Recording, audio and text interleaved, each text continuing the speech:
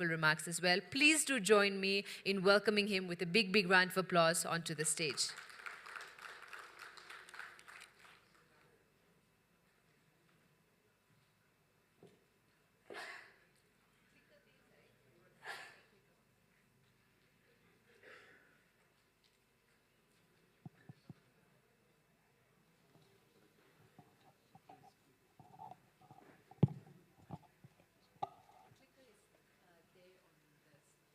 Up here, okay.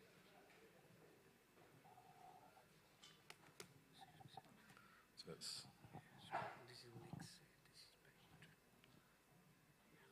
that's forward. Yeah. And that's back. Yeah.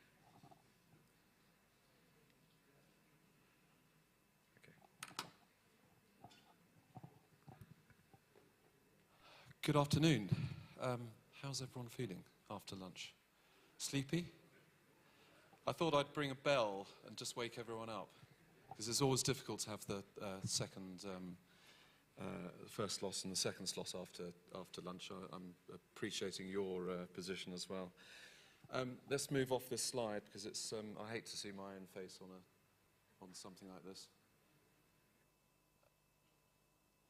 So I'd like to give my thanks first of all to the Insurance Institute of Nepal for arranging this wonderful summit. I think it's been excellently done, and I've been to many conferences around the world, and I think you've absolutely surpassed yourself, so congratulations there. Thank you to Nepal Insurance Authority, CAA of Nepal. I think some insightful stuff that came out of your presentation earlier on. The Airline Operators Association of Nepal, thanks to them. I know Mr. Manoj is not here, but hopefully he'll be here later on for the panel session. And the Nepal Insurers Authority. Thank you very much for all your help in putting this together. I think before we get into the presentation I've done, whilst I was sitting there this morning, I had a feeling that I needed to probably change some of my presentation, just from what was being said, not just by the presenters, but also from the room. Because there was some great stuff, there was some great questions that came through. I didn't ask too many questions because I didn't want to detract from what I was going to talk about. But I think there's an awful lot of self-help that can be done in Nepal, but also a element of information that needs to go to external parties, which will help your cause. And I think fundamentally, when we look at the business that we do today, fundamentally it's about people understanding what the product is, what the delivery of the product is, what it actually transpires to be, and what fundamentally it represents. And we'll go through today some bits and pieces from a broking perspective. I am a broker. I'm 30 years as an underwriter, but at the beginning of my life, not quite the beginning of my life, but when I started my business career, I was a broker, and I've come back to do broking at the end of my career. And I think the representation of the broker is to represent the interests of his clients, fundamentally represent those interests. And I think the confusion will be is, do I represent the interests of the operators, or do I represent the interests of the reinsurer? Fundamentally, we probably want to make sure all parties are represented in a fair and equal way, to make sure that we've got the right product that comes out. Right cover, right price. And I know Mr. Manoj talked about there's no bad cover and there's bad premiums. There can be bad cover, and we need to make sure that that cover is right for the operators. But also, hand in hand with telling the story right is about making sure the premiums are corrected in some shape or form. Anyway, I'll get into my presentation now. Try not to despair too much, because there's quite a lot of topic points I had down. So 8 points. I'm not going to touch too much on claims impacts because the next speaker will talk about that a little bit. And there'll be certain elements I'll canter through quite quickly because to give you the overview is correct, but to give you detail is probably not what we're needing today. So we'll touch on the international reinsurance markets, how to present the risk, what story do we want to tell about the risk, what is the broker's role, what will they do, what is the underwriter's perspective. I heard quite a lot this morning about underwriters and what they were looking for and how they would anticipate risks from the pool, and it would be interesting to see whether we mirror what's been said this morning. Looking at infrastructure, staying safe, that's a sort of, that's not primarily aimed at the Civil Aviation Authority, but it's also aimed at that self-help mentality of we all help ourselves to be able to travel safely and reliably, because ultimately it's a commercial venture. And we'll touch on the claims impact and then the conclusion at the end. So the international reinsurance market. I'm sure you read the papers, you see news bulletins, etc. A lot of what is focusing minds for underwriters at this moment in time is conflict. It's Russia, Ukraine, it's Gaza, Israel, it's Israel, potentially Iran. That's a long way away from you, but it does affect you, and I'll touch on that in the next few comments. The very nature of insurance is mutualization. So whether there is a World Trade Center incident in New York, whether there's tornadoes in the States, whether there's typhoons in Asia, whether there's floods, famine, etc., if there is insurance payouts and there are catastrophe insurance payouts, everything is mutualized. So every premium that's paid from all the industries that effectively run those accounts finances the claims that are paid ultimately. You might find that aviation has an impeccable record for 5 years, and yet you don't see an awful lot of change in premiums. Sometimes that's about appetite in respect of where senior management see their insurance and reinsurance capacity going. If there is a lot of capacity that will go back into wind, flood, agriculture, sometimes it's because there's an opportunity there to access higher premiums. So they'll take capital away from potentially aviation and they'll put it in those industries. And I think it's worth just reflecting on that with regards to sometimes it's not about what you do, it's about what happens externally. So external factors at this moment in time around conflicts. We have over 500 aircraft that have been stranded in Russia. The first London High Court's action has been done back in, I think, either February or March, which ultimately has brought the Russian jurisdiction to London, so the UK jurisdiction is being used. I still struggle with that concept to a certain extent because there is always an element of can we get fair legal resolution, but ultimately we've been held to a position where the Russian courts have almost been sidelined. Now there's plenty of time to continue that road and to get settlement, but just to look at the potential of that claim is originally when the claim occurred with those 500 aircraft, if you added up all those aircraft, it was well in excess of $15 billion. Now, a lot of the leasing companies have been selling aircraft to Russian operators with the help of the Russian government. So I'd expect those claims to come down once they come to litigation. But at this moment in time, underwriters are sitting in London not really knowing exactly what their reserves should look like, which is a major reason to make sure that their sustainability on pricing is controlled and measured going forward. Conflicts around the world will always be there. It's just a question of how it manifests itself into the world that we live in from an insurance operator's perspective, reinsurance perspective. Current general issues. I think the global economic recovery continues to face headwinds with regards to the ability to invest in regions. The Middle East is a good example of that.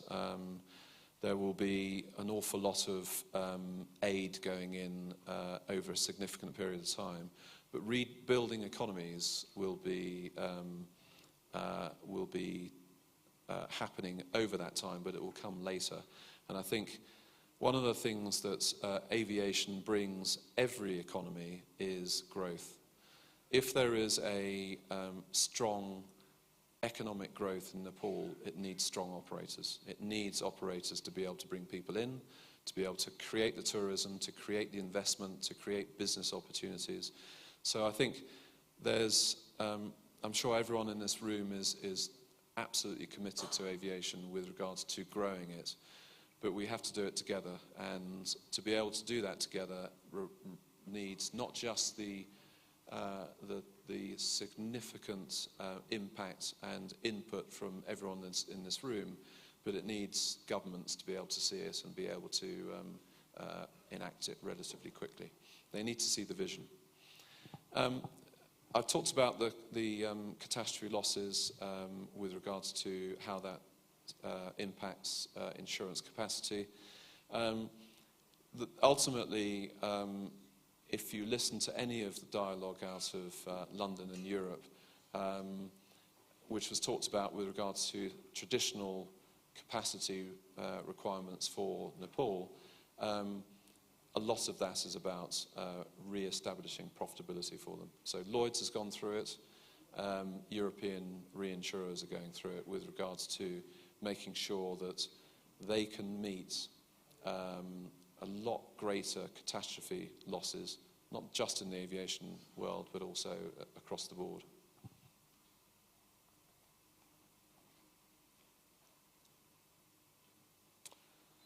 So market dynamics. For any risk, the presentation of that risk will only attract certain people. The global markets are Europe, Middle East, Asia, India, Latin America, and hopefully further to the conversations this morning, maybe some pool capacity here in Nepal.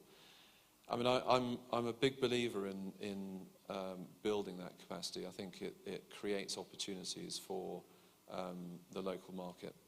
But I think one thing that we have to remember is that to create that capacity here in Nepal, we've got to be very careful about what capacity we look for.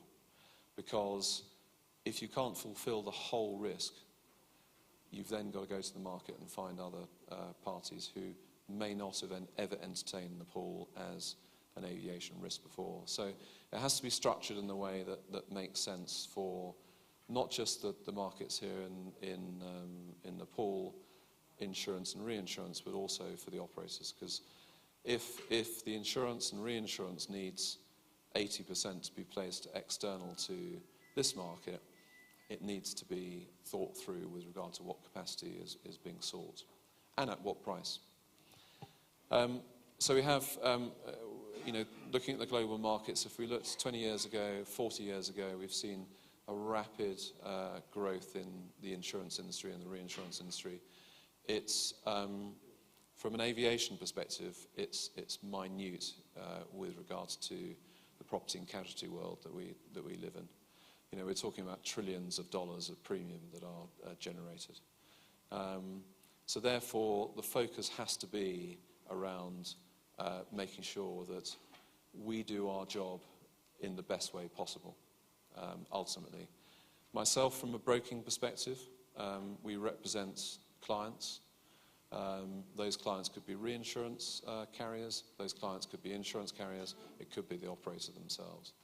But ultimately, it's making sure that we can structure a placement that makes sense, not just on cover, but also on premium. And that premium, I've heard a lot last night about the size of premiums in the pool, and obviously from Mr. Manoj about the bad cover and the bad premium. And I'll get onto that fact in a minute of ways we can mitigate that and be able to push through a slightly different agenda. So we have plenty of global risks. What we don't have is a lot of leaders of risks. So if I looked back pre-COVID, we had almost every market in aviation looking to lead business. After COVID and during COVID, we've got really only a select few who are willing to lead business. So that's physically going out there and putting their numbers on a piece of paper and living and dying by them. And I think that the comment around not having enough time with regard to cover and not having an understanding of what the premium looks like 14 days before renewal is something that shouldn't happen. But the creation of capacity is quite important. It's the capacity that can drive competition. And what you really need is you need competition amongst reinsurers, not just here in Nepal, but also in the global market. But the leader of the risk is quite important. Now, I know that there's a significant leader that's been here several times. With all due respect to him, we need to make sure, I won't mention the name, but with all due respect to him, we need to be able to create more than one. We need to create more than two. We need to create more than three. And I think if we can create that, we can create that competition on price. The followers on the risk, and there's plenty of followers on the risk within those global markets, they'll look at the numbers and they'll say yes or no. The job we have is to make sure that we've convinced them to say yes. We then have to convince them with regards to why yes doesn't necessarily mean the premium they're looking at. Because ultimately, the facts that we want to be able to present are the facts that we want to get from you to be able to convince them that risk story is compelling. And if we can get that competition going, it starts to solve a problem.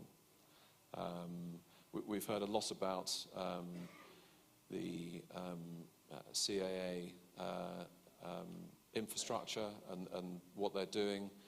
We've heard from insurers and reinsurers and operator. And I think ultimately the position is to make sure that we can get the pricing to the right level. There might not ever be an equalization of what you feel is the right level and what underwriters feel is the right level. But I think certainly you said it, sir, this morning in respect of getting a position where you can compromise and get to that point where it seems like the underwriter is getting a good deal and the operator is getting a good deal. And that's ultimately, you want two parties to be able to walk away knowing that it's part of their business going forward.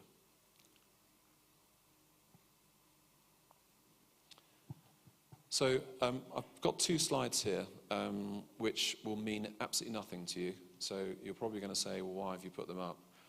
But there's 172.5% capacity in the reinsurance market at this moment in time on a typical risk of 150 million airline and $1 billion worth of liabilities. So whether we're talking about 20 or 30 million hulls or 60 million of liabilities with regards to, there's plenty of capacity out there. For the airports in the room, I'm going to go to the aerospace market. So for the aerospace market, there's significant capacity too. I don't have the numbers here, but it's similar with regard to, it's well over 100%. And effectively, we want that to be available to Nepal. Why shouldn't it be? And part of that is an element of understanding where Nepal is and where it wants to go in the future. For the aerospace book, we're talking about airports, air traffic controllers, manufacturers, airframe, engine, critical components, non-critical components. This market is effectively writing about $1.15 billion worth of premium income. And generally, what we're seeing this year is about a 5% increase on that. What's driving that 5% is essentially a number of big legacy losses that are coming out of the manufacturer sector. So Boeing is a good example of that, where just recently in late 22, we saw another 500 million of liability reserve going on top of their existing liability reserve. We're anticipating that liability reserve to be well in excess of $3.5 billion. So if you look at the 1.15 billion and then you translate it into a potential loss sitting on reserves in reinsurers' books, they'll look at it. They'll look at aerospace as in a way that what wouldn't necessarily bring capacity in. So that's the bad news. The good news is we don't have as many people on the Boeing program at this moment in time. So we can bypass the Boeing reinsurers and we can go to non-Boeing reinsurers and look to make premium savings where we can. And it's a broker's job to be able to look at the facts in front of them and be able to think through a strategy. But we can't do it alone. We have to be able to do it with our partners. That's the reinsurers, that's the insurers, and it's the operators. And I think if we have a partnership, we talked about collaboration earlier on. Collaboration is about getting down and doing it now, not waiting another 2 years down the road. It's about talking about the issues now and being able to settle them at this moment in time. Now, we might not bring the complete solution to the table, but we need to be seen to be moving on. And I think if you do this conference next year, whether I'm here or not, I would like to see some progress being made with regards to how the Nepalese operators, the reinsurers and insurers can move forward with confidence and hope that they can run their commercial operations in a good way, in a profitable way, but also cover their liabilities in the way that they require.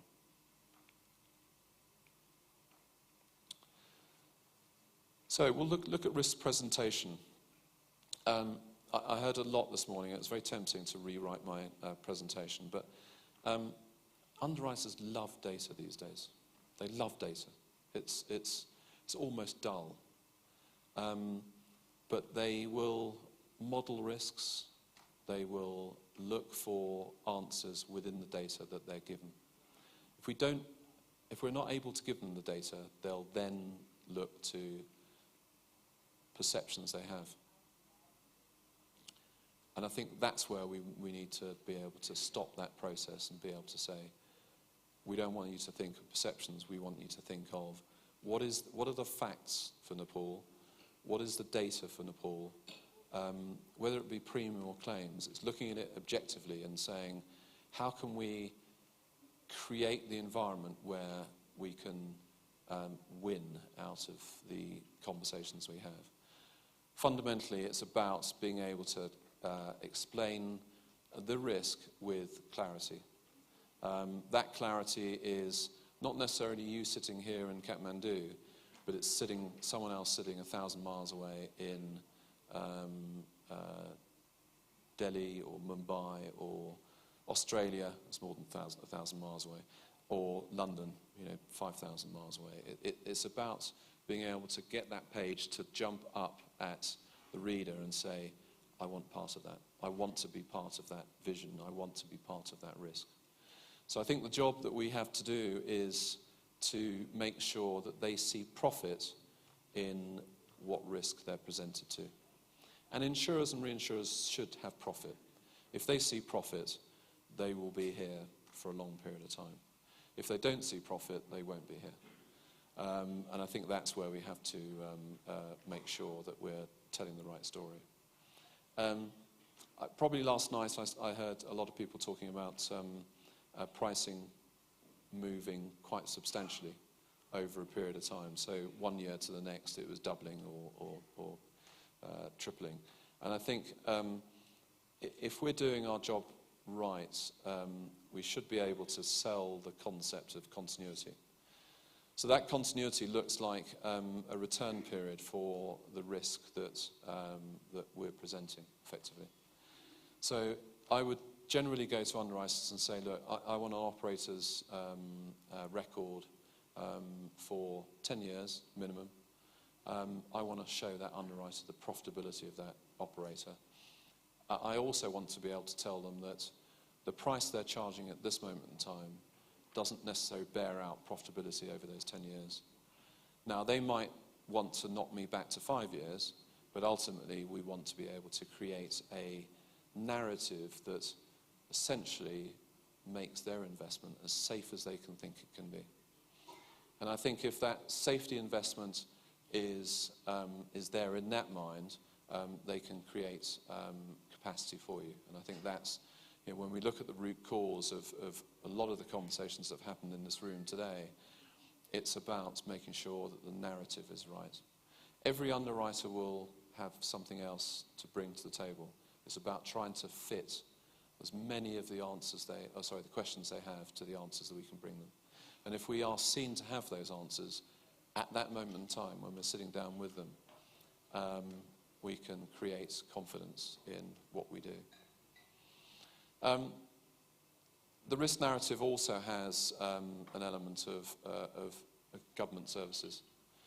So I'm probably going to look to the CAA. You know, there's a lot of government services that have to create confidence in what happens here.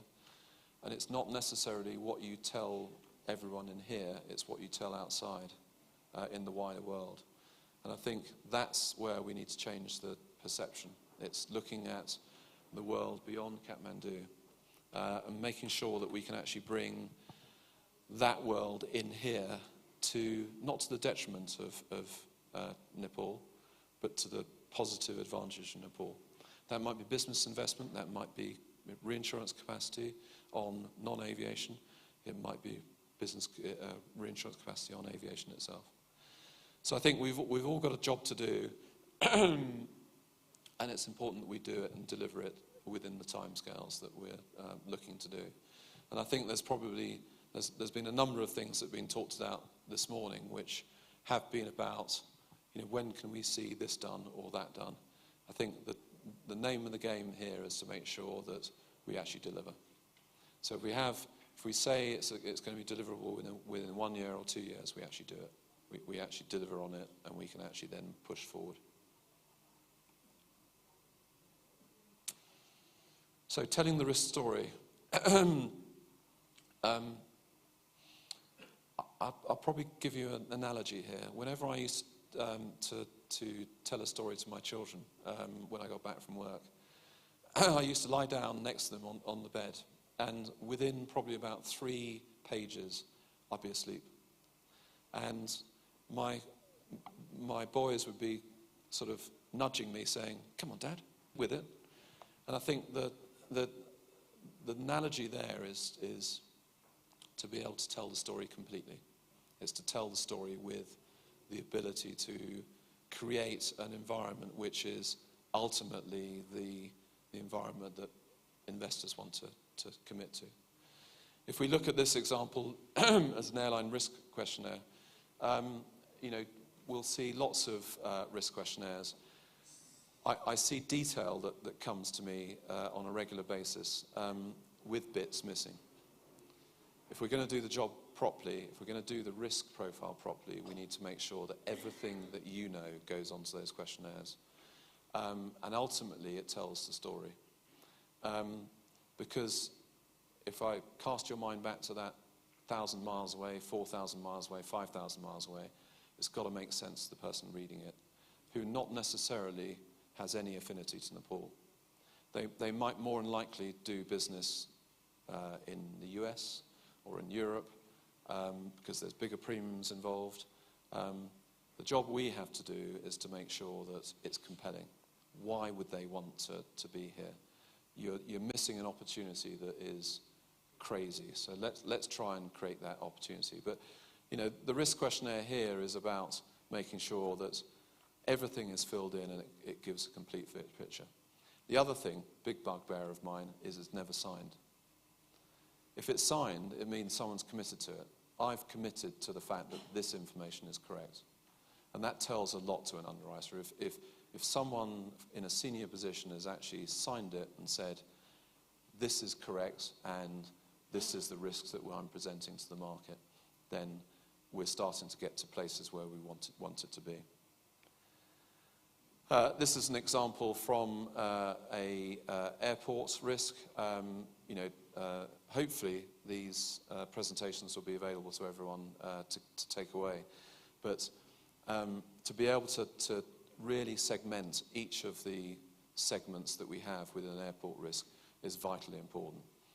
If you remember back to my comment earlier of being confident sitting down with an underwriter, having all of the information at your hand to be able to say, yeah, I anticipate that question, here's the answer.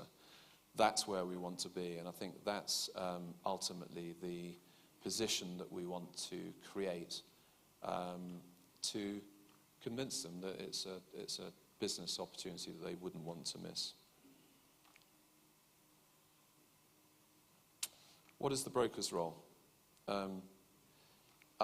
Being an underwriter for 30 years, I've experienced the other side. What does a broker do? Can we trust them? Do they do anything? This will explain the risk journey that we go to. We deal with a lot of airlines, airports around the world as UIB. A lot of general aviation operators. I know there was a question earlier on regarding general aviation.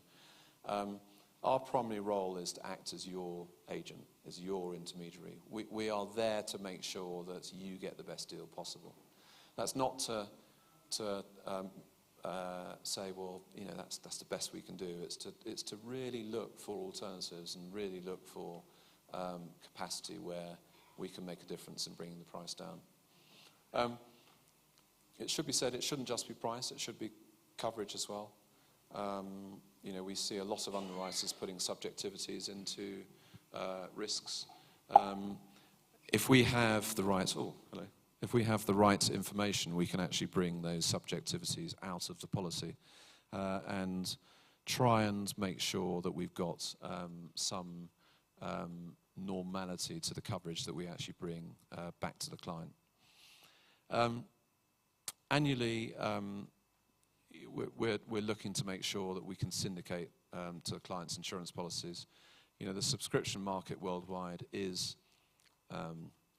relatively sophisticated.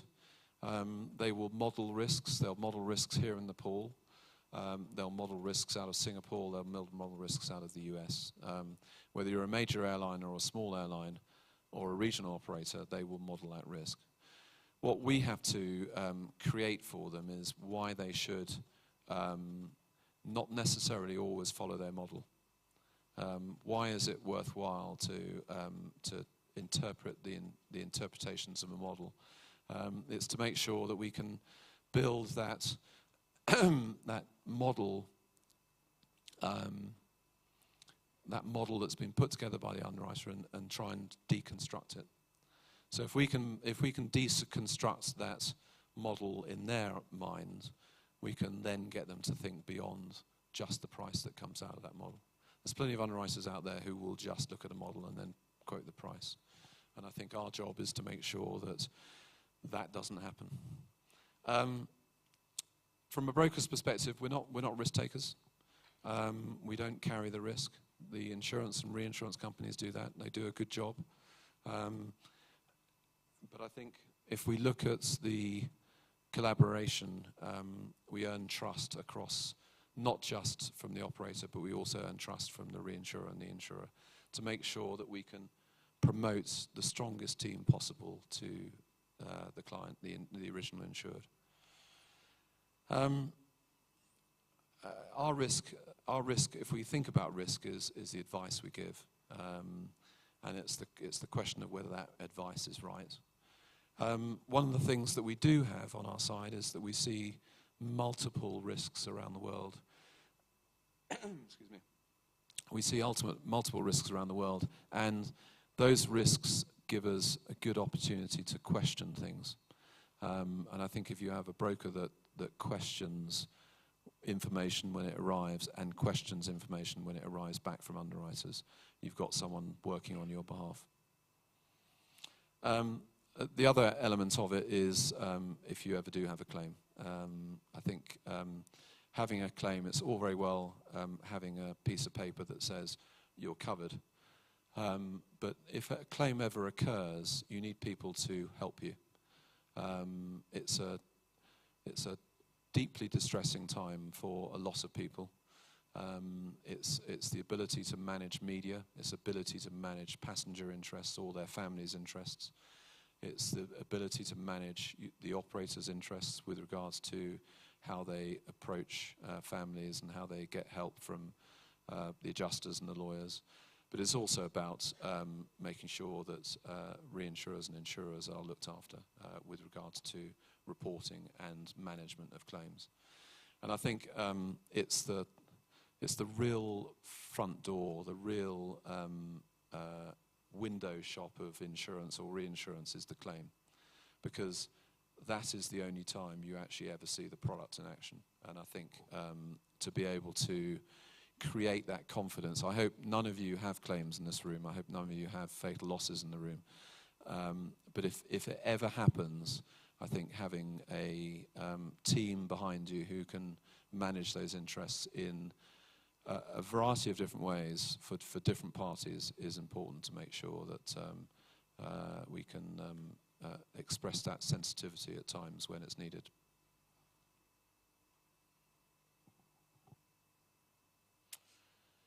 So the broker's challenge. The London broker's role is to understand our client's business.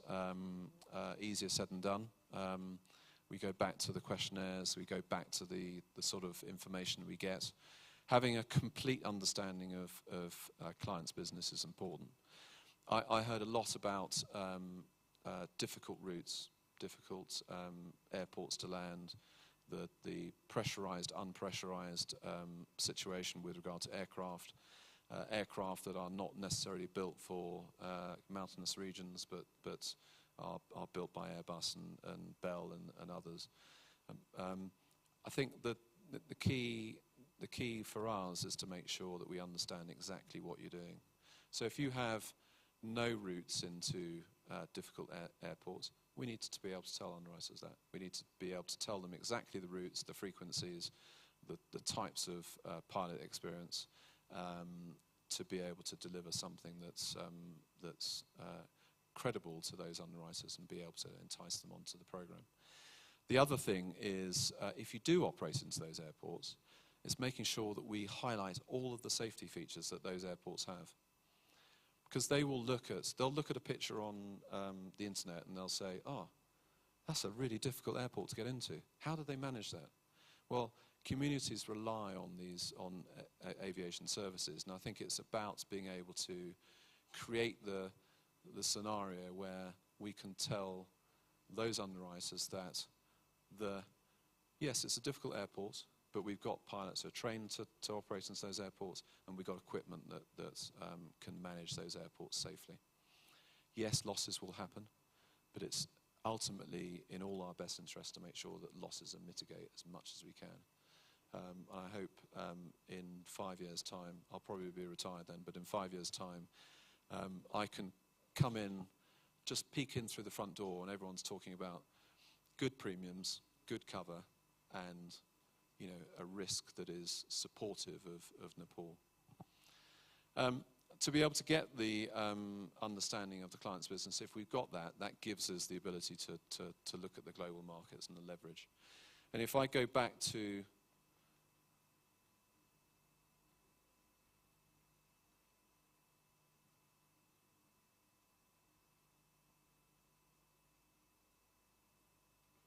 too far back, sorry.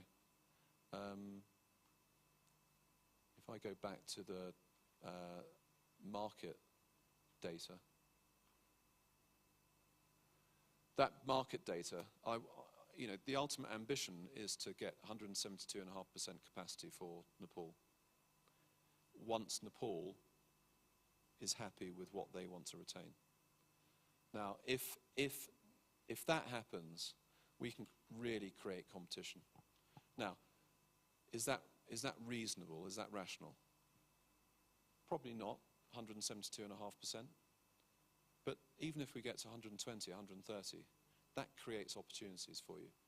And I think if we can get, the Middle East markets, the Lloyd's markets, the European markets, and the London company markets thinking outside of their box, we can actually get them to be able to create that capacity for you. And I think when we look at the story being told correctly and the information being really complete, we can get to that point. Went too quick through there. So what else does a London broker do? We look to identify and find financially secure markets. We can always find a cheap market. We can always find a market who are not necessarily A-rated security. If we do find markets like that and we do find that they are competitively priced, then we'd always come to the client and say, do you want to use this capacity? We might be saying to you, you do it at your own peril with regards to using that security.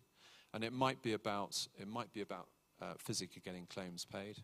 It might be about response time. If you change your policy, do you actually get responses from your reinsurers to know that you're covered? So we will do that process. We do that every year with regard to our security list. And we'll always bring to you those financially secure reinsurers, but we'll also look to identify markets that could be beneficial to you, but they come with risk.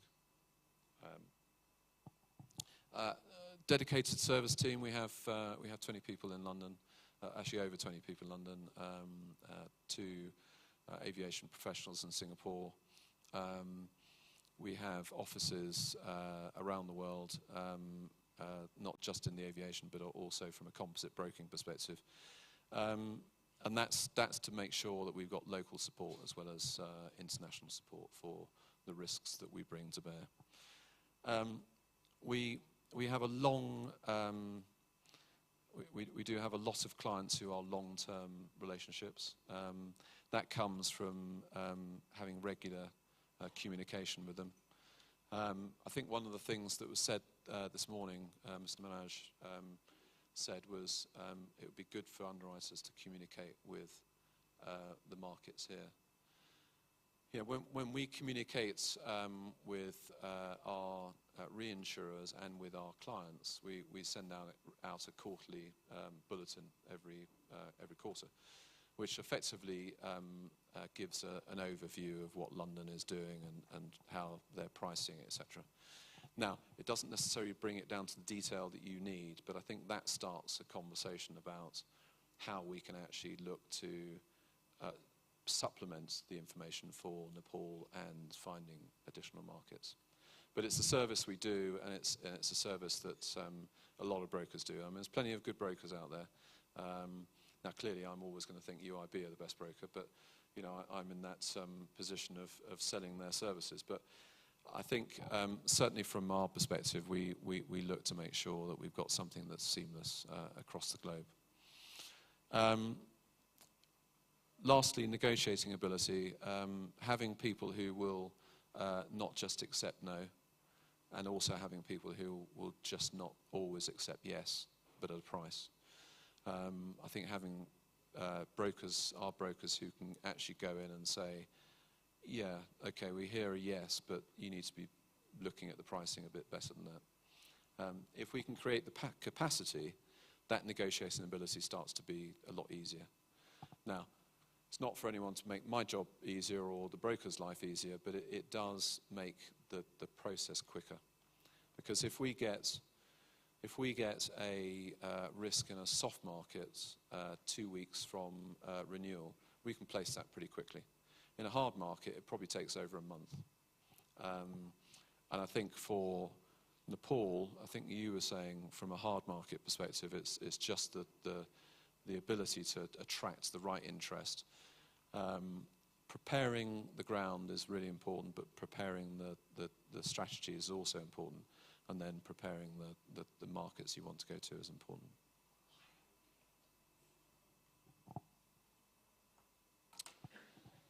So these are specific tasks that we will look to do. We do a lot of risk identification, transfer and management. So we'll work with operators and operators, whether they're airline or airports or GA operators, to look to manage their risk and make sure that they understand what will be important for their safety operations. Now, in most cases, we'll always work with not just our own people, but also external parties who are known to you with regards to the details they see as part of reports that come across their desk. We'll look at technical and paralegal advice. So we'll look at contracts that you may have to enter into, whether they be Boeing general service agreements or whether they be Airbus service agreements. We do a lot of wet leasing and dry leasing contracts with clients around the world. Ultimately, policy design and program structure is really important. So going back to the comments of bad cover, if we've done our job properly, we've done the design and the program structure well. Negotiation is fundamentally important, and that comes with making sure the market strategy is right. And then you'll see the elements that are at the back end of the insurance product. So premium documentation, getting the premium documentation out to you, claims service and crisis management. If losses are occurring, then we can manage that process. And I'm not going to go through all of those, but it gives you an idea of it's not just about placing the risk, it's about managing the risk over a period of time. And the London underwriters and the European underwriters will look to the London broker to make sure that everything is done.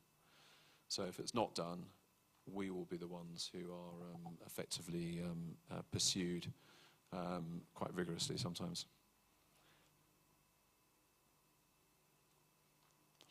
So documentation I'm not going to touch on. I think we all know slips, working policies of a slip. Slip endorsements, we do many endorsements through the midterm changes. My key for endorsements is making sure that we get the information in quickly and we actually get it out confirmed quickly. Sometimes that's we wait on underwriters a fair amount in London. I'm not doing them down, but I think since COVID, I think the element of working at home has meant that some of the delay on coverage responses has been quite marked. But effectively, our role is to make sure that you have all of the information you need to be able to produce for the regulator or for your own management in respect of looking at your coverage that you have and making sure it's fit for purpose.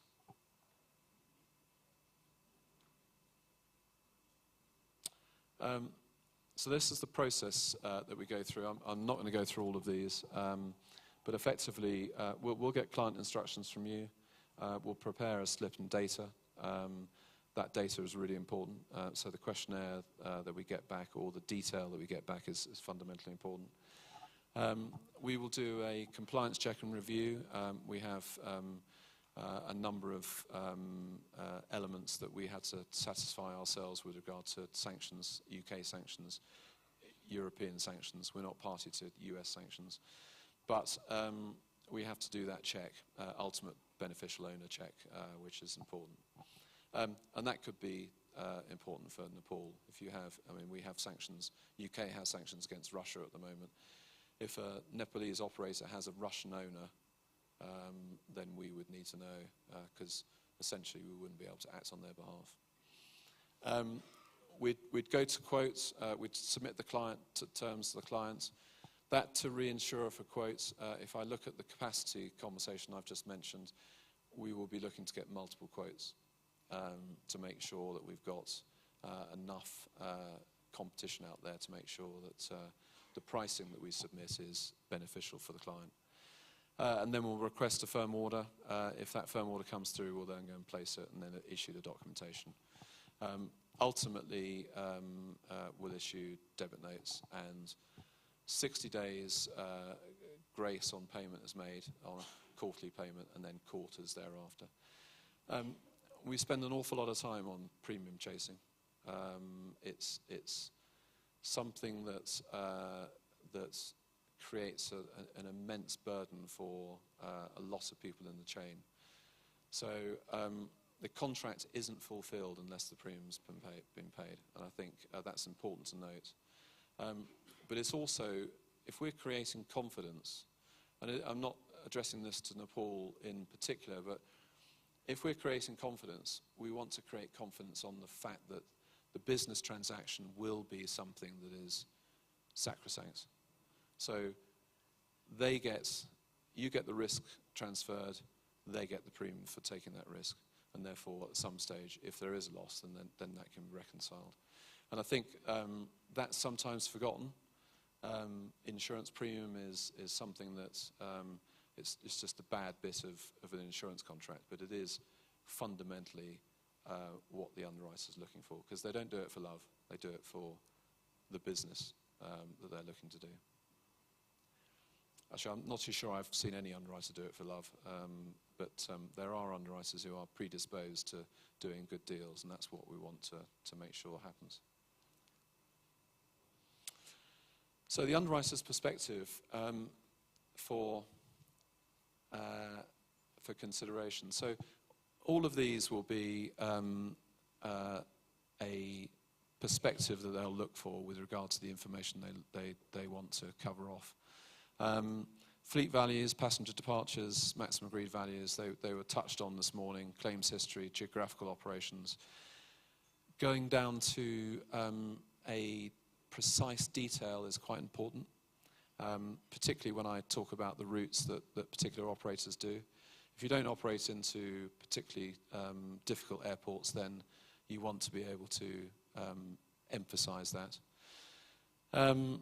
And all the safety and security protocols that are used. SMS, safety management systems. SMS is 3 letters. It means something to underwriters. It doesn't mean everything to underwriters. So if you can actually go through your SMS procedure and actually say, this is why we're safe, then that helps the underwriter to think long and hard about, yeah, these people are professionals, but they're also people who care about the people they put in their aircraft and take them from A to B. From an airport and aerospace risk, these are some of the other things that we'll look for. This is just particularly from an airport's perspective. But essentially, it's giving complete information that will drive a decision, and hopefully that's a positive decision. So how is aircraft insurance priced? Essentially, the underwriter will look at a model. They'll look at this typical model as an idea of how they would manage a insured loss calculation. They'll also look at a probable maximum loss as an idea of what the gap may be between the insured loss calculation and then the maximum potential loss. And what they want to do is be able to fund significantly insured loss calculation over a period of time, but also be able to fund any gap should there be a catastrophe. Now, that gap is sometimes funded through reinsurance, their own reinsurances. So it doesn't always manifest itself in respect of insured loss calculation, and the gap could be significant. I mean, it could be difference between $50 million and $800 million if it's an aircraft accident in the US. So no operator is going to be able to fill that gap. But when we go back to mutualization from an insurance perspective, mutualization is what fills that gap, and reinsurance. So each of those underwriters will have their own reinsurance programs, and they'll be claiming against that if there is a catastrophe. But ultimately, you know, they do look at data. They're looking at it more and more often, and it's something that we need to be able to get to grips with from a presentation perspective.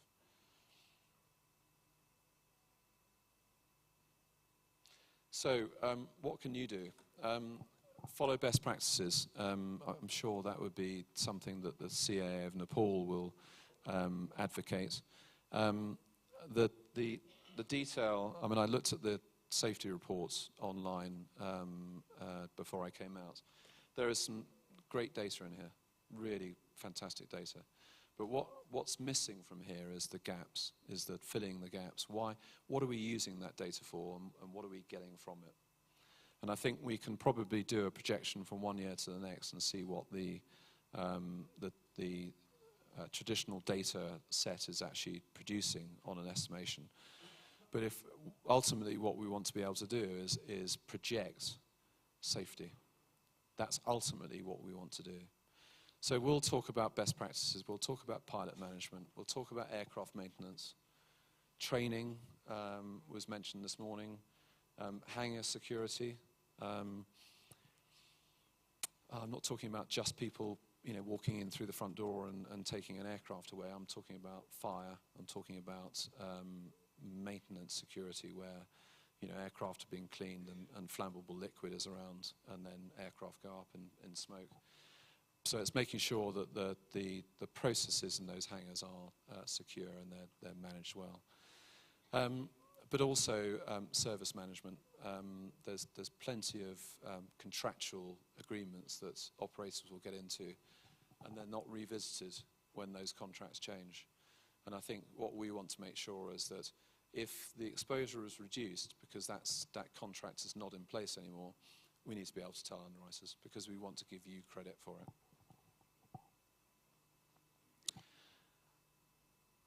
Infrastructure, staying safe. This is probably how do we help ourselves? You know, altitude.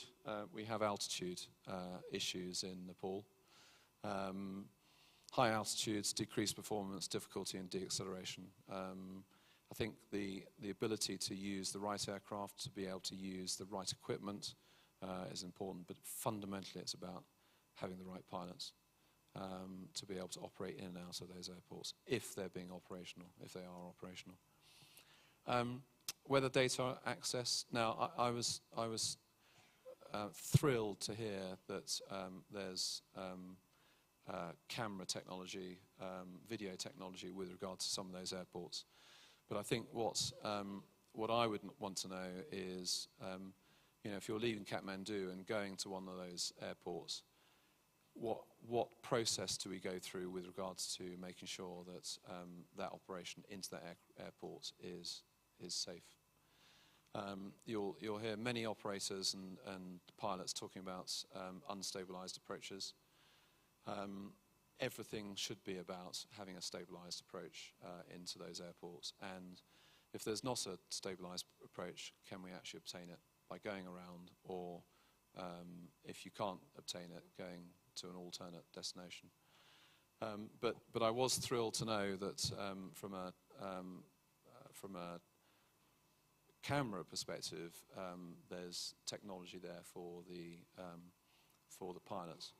But that's what we need to be telling everyone externally. We need to be able to tell them why things are better in Nepal, not relying on their perceptions of well, I've been there 5 years ago and nothing's changed. So we need to be able to provide them with that information.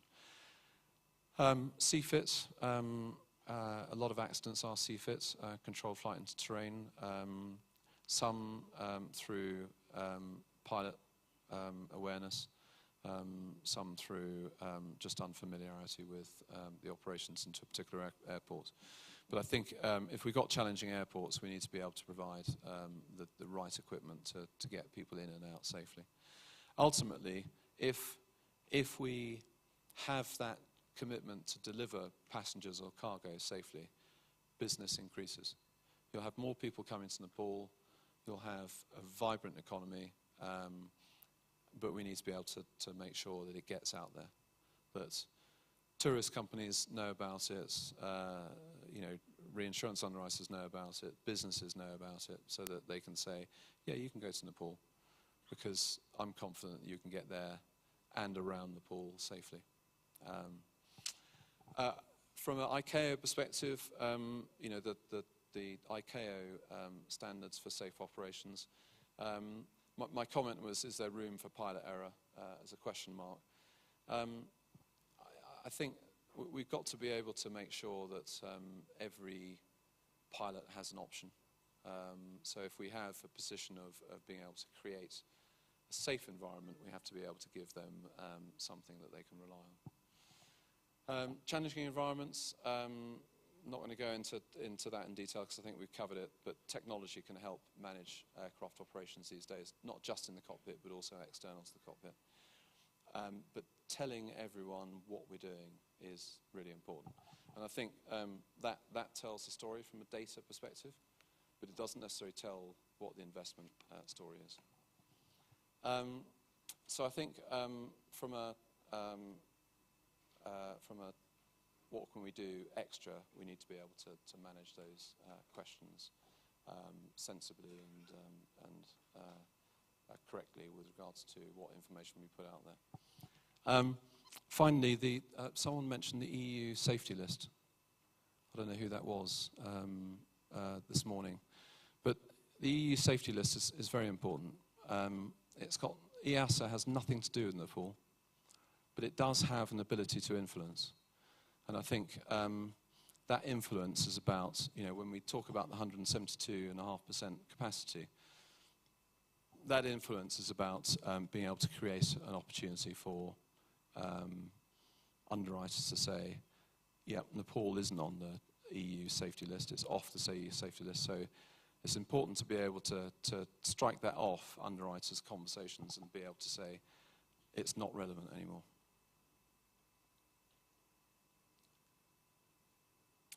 So impacts of claims, I'm not going to cover this because the next speaker will cover it. But ultimately, from an underwriter's perspective, it's confidence. Aircraft claims are headline grabbing, so controlling the media output that we talked about this morning. It results in increased premiums and restriction of cover. And if we're creating capacity, we need to be able to control it as much as we can. So if we're going to get economic impact for the country, for Nepal, we need to be able to manage it as effectively as possible. Now, my conclusion is, can we do better? Yes, probably. So I think it's about finding a good broking advocate, getting the information right, getting the data right, making sure that we've got underwriters who stay with us beyond 12 months. And if we get to that position, we can manage something that makes sense for Nepal and the Nepalese airlines. Thank you. Any questions?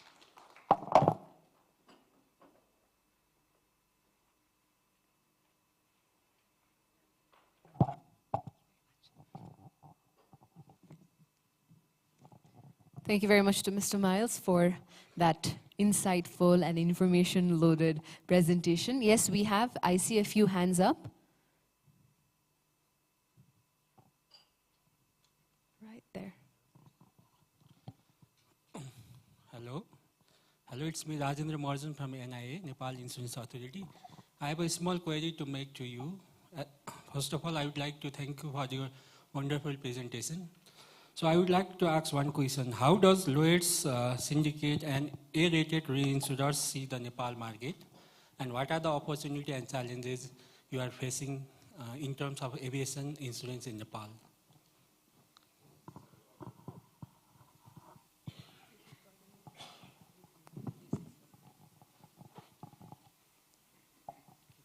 So if I've got that question right, is how does US markets influence Nepal?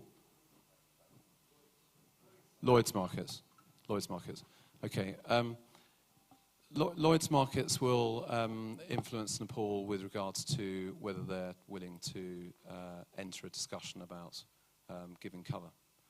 The creation of that dynamic is making sure that we've got the right questions answered. So there's significant capacity in Lloyd's, and that capacity is something that we shouldn't be dismissing. So therefore, if we want to create capacity across the world, we need to be able to crack Lloyd's as much as we crack anywhere else. Does that answer your question? Good afternoon, Miles. Thank you for the insight that you gave us. I have like a few questions that I wanted to ask you. So regarding the pricing of the premium and terms, how a small aviation market like ours can shield ourselves from the price hike and the harder terms due to event cost in the other parts of the world? Or what will be the best advice you can give us to our market which will ensure the competitive pricing and rates and terms along with all the coverages for the liabilities, possible liabilities that will be in the aviation market? And also, just following up with what Rajendra said, you have mentioned about the confidence factor that is needed for the reinsurers to provide the capacity to the market. What is the perception of the international market and the reinsurers towards the Nepalese aviation industry to provide the capacity, and how can we make it better for the industry? Thank you. Wow, there's a lot of questions in there. I think if I have any advice, I think it's advice around creating opportunity. You know, a lot of these people will have not come to Kathmandu or not come to Nepal, so therefore the only things they read are things they read in the press or externally. So if we can create an environment where those entities, whether they be in the Middle East or whether they be in Europe, if we can create an environment where they are easily led to putting a price down for you and creating cover, then that's where we want it to be. Ultimately, it's making sure that we've got a full risk presentation. If we can get to that with data, with the support of the government here and the Nepalese CAA, then we've done a good job. Does that answer your question?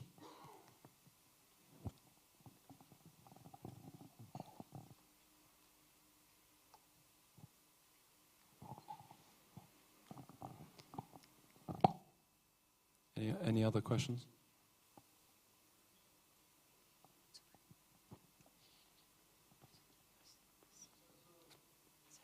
I've been saying that we have a lot of capacity in Lloyd's market. So what could have been the reason that we have not been able to tap into it till now? Because there have been a lot of aviation insurances till now as well, and you know the markets that usually that we are getting into are usually non-rated markets, and very few rated markets are there who are into the aviation sector of Nepal as well.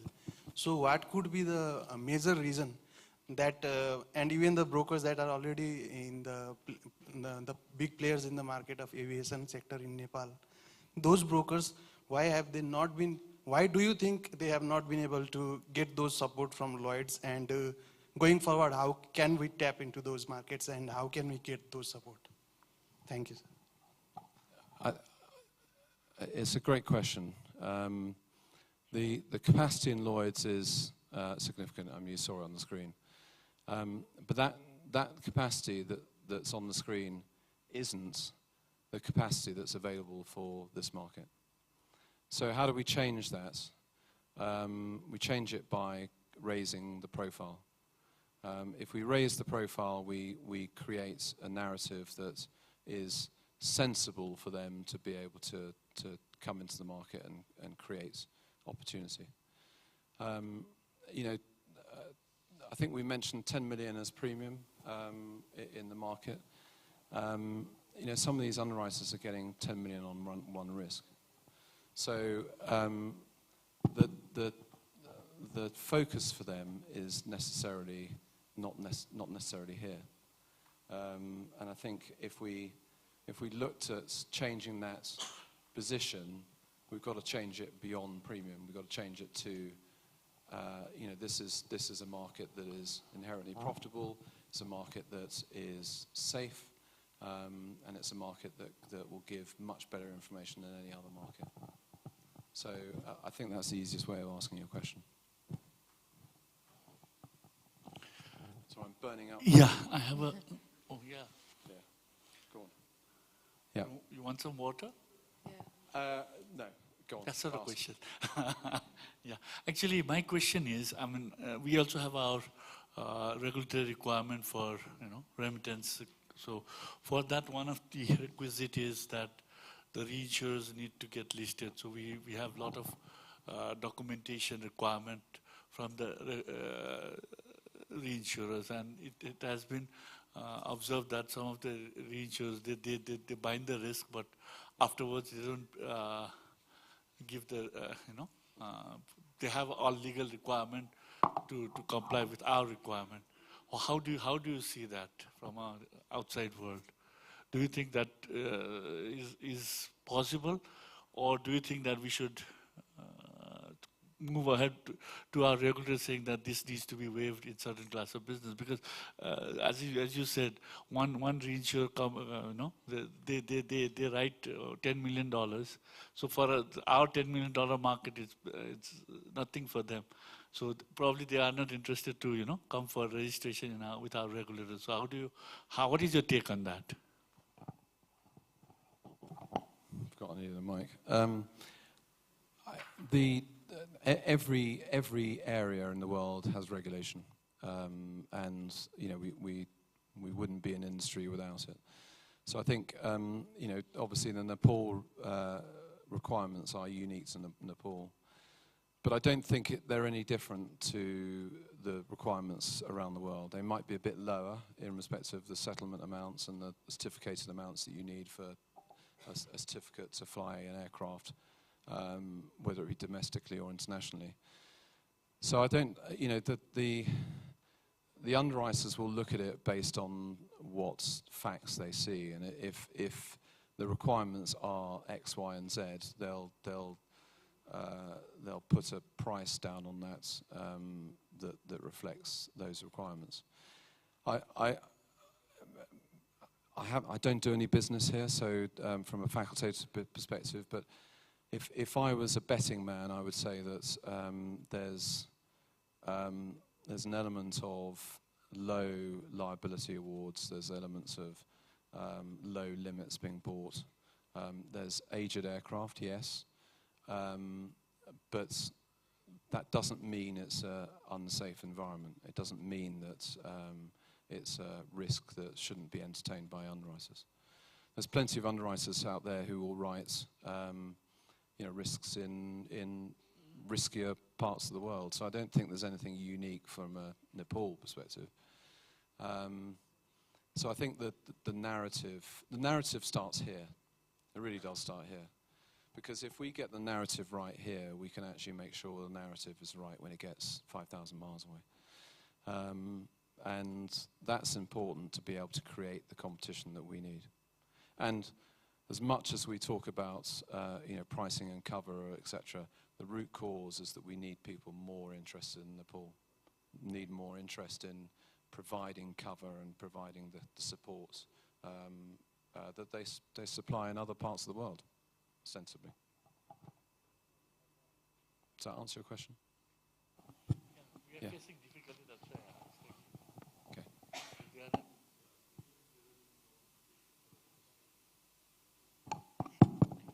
Yeah, we are facing difficulty in the sense that, you know, they are not sending the regular required documentation for registration. That's where the issue is, Okay. especially the A-rated securities. Okay. Well, the documentation should be relatively similar the world over. I mean, we might be documenting to different limits, different set of requirements, but they should be relatively similar. Yeah, I mean, it's not a problem that should be there. It should be solved. Okay, thank you.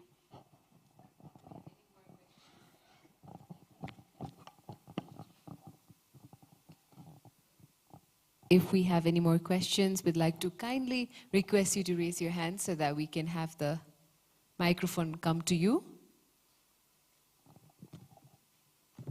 All right, I think our audience is satisfied with all the answers that Mr. Miles has also given. And may I please request our chief guest, Surya sir, to kindly join us onto the stage to present this token of appreciation to Mr. Miles Taffs, Managing Director, UIB Aviation. And thank you very much, Mr. Miles, for your insightful presentation on the aviation insurance practice.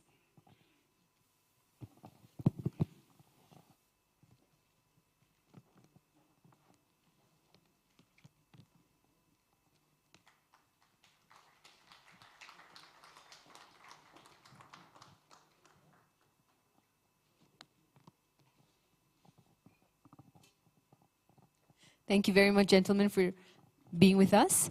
And now, ladies and gentlemen, we would swiftly like to move towards the other keynote address, which will be on managing aviation claim by Mr. Ajit Kumar Kokeri. He's an aviation surveyor, McLaren's. Please do join me in welcoming him with a thundering round of applause onto the stage.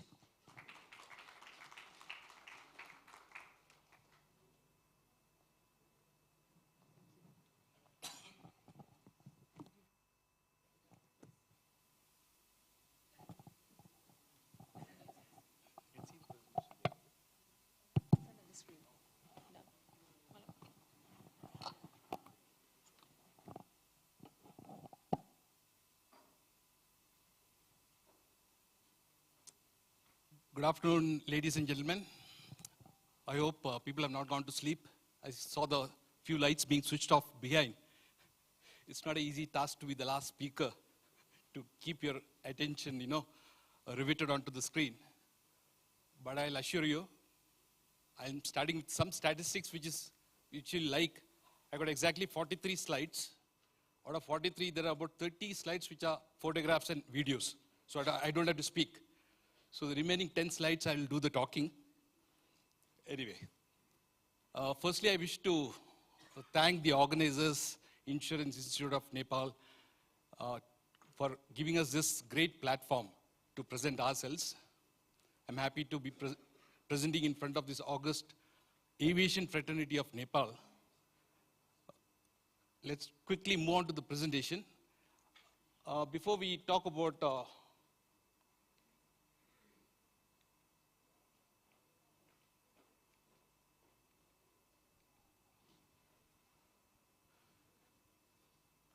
claims management, I just want to touch upon on a few slides as to what we are, what we do, and then go on to how do we manage claims, and what are the types of claims we have handled in this region.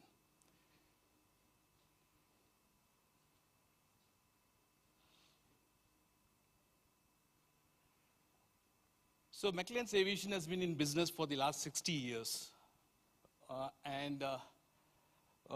We have, over a period of time, handled about 5,000 claims per annum globally.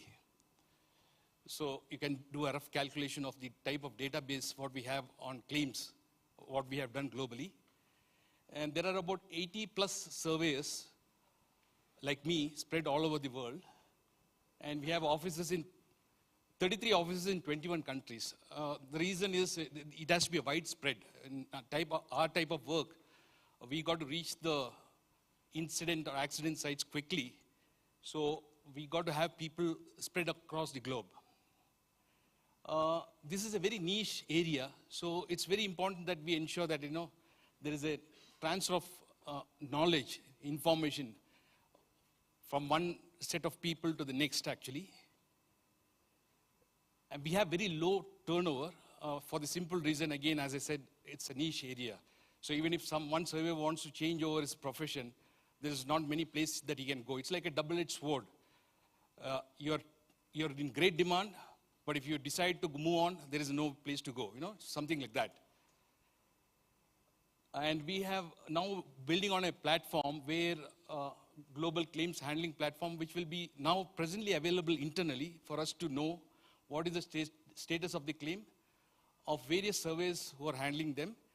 That will be extended to the brokers and the underwriters also. That means you need not send a mail or check with the correspondence. You can, at the click of a button, know what is the status of each claim. And we are part of the McLaren's group. I mean, we were initially called as Air Claims. About 8-10 years back, we were bought over by McLaren's group, and we retained our identity as McLaren's Aviation. McLaren's group does all the other lines of business. Like I said, this is the spread of our offices globally. And we have offices in Delhi and Bangalore. And I'm based in Bangalore. And these two offices service the South Asia region. The biggest requirement, need for having offices globally is aircraft flies from across the globe. If an engine in Nepal has got damage, it goes to US, it may go to Germany, it may go to New Zealand. So it is not possible for the surveyor to crisscross the globe. So what we do is we use the services of our nearest office to the repair facility and get a technical report prepared by them and then send it to us, and then we work on the claim. It's vice versa. Similarly, if an aircraft comes to Nepal, a foreign, say maybe a European registered aircraft comes to Nepal and it has had an incident here, even though the claims are being handled out of our London office, it will be we who will be based in either Bangalore or Delhi come and look at the aircraft first here. So that is the advantage of having a company which has got a global spread.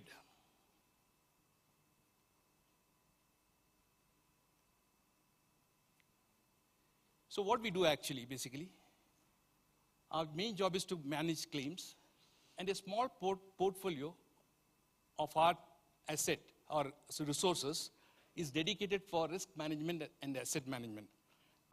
But that's very, very small portion. Essentially what we do here is claims. 95% of our workload is only claims.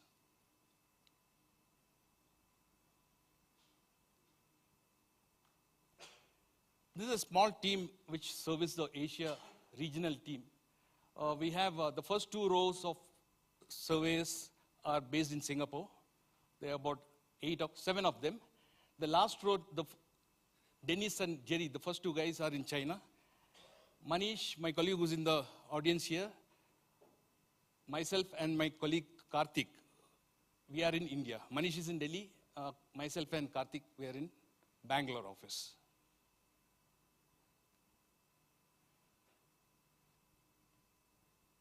Who are aviation surveyors? We are experts in handling claims. Whatever claims we get instructed upon, we handle them. Most of it are licensed aircraft engineers recruited from airlines. Basically, the basic requirement here for an aviation survey is to understand the technical aspects of an aircraft or an aero engine or any aircraft spares or any ground equipment which is used to service the aircraft. So unless you have hands-on experience, it's just not possible for you to do this type of work. So we look for people who are licensed aircraft engineers who have hands-on experience, at least about 15 years of hands-on experience, so that they can graduate and do something on handling claims. Generally, we look for people who possess knowledge and experience of all aspects of aviation engineering and operation. It's not just engineering is not sufficient, we have to look at the operations as well. Since aviation is so evolving, we got to be up to speed as the aviation evolves, so informed of latest aviation technical developments. So if we are not evolving ourselves, we are not adding on to our knowledge base, then we become outdated. So we got to keep continuously refreshing ourselves. Most important is the last one. We are experienced in handling relationship and interactions with aircraft operators, underwriters, brokers, lawyers, manufacturers, MROs, there's maintenance repair organizations, lessors, suppliers, regulators, and name it. That means we become the central point when we are handling complex claims. There'll be a lot of queries coming from different places. We should be able to manage the claim, manage expectations, and move it to the next level. It is the surveyor who always takes the lead role. Basically, he has to lead, because as far as an operator is concerned, the operator's expertise is limited, or he is expected to maintain the aircraft on a day-to-day basis and fly the aircraft. He doesn't see incidents and accidents on a regular basis. It's once in a while.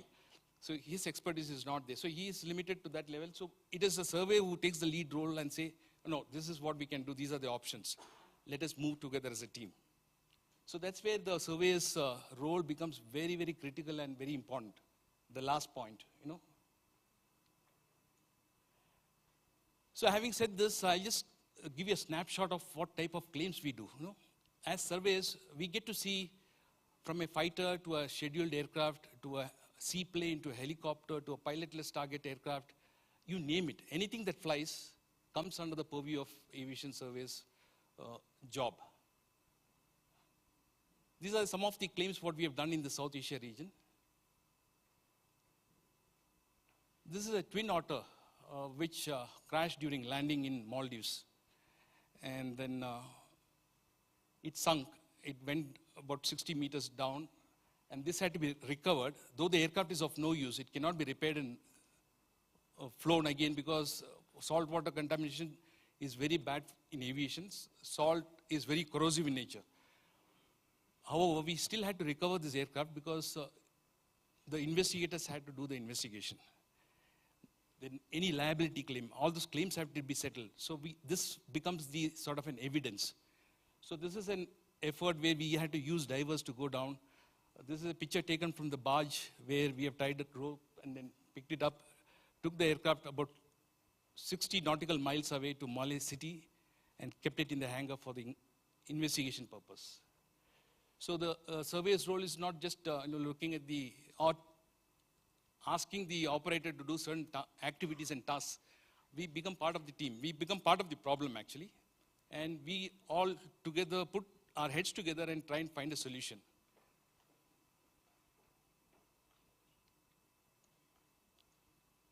This is something that happened in India in 2015, December. This is Chennai airport. Chennai had flooding during that time, actually. There were incessant rains for a few days, and then there's a dam that is built close to the Chennai airport that was not opened. And suddenly one night they had to just open it because the amount of water was so much in the dam. Because they opened the dams, the entire airport got flooded. And this is one of those business jets which is, luckily, we could, it could remain within the airport premises.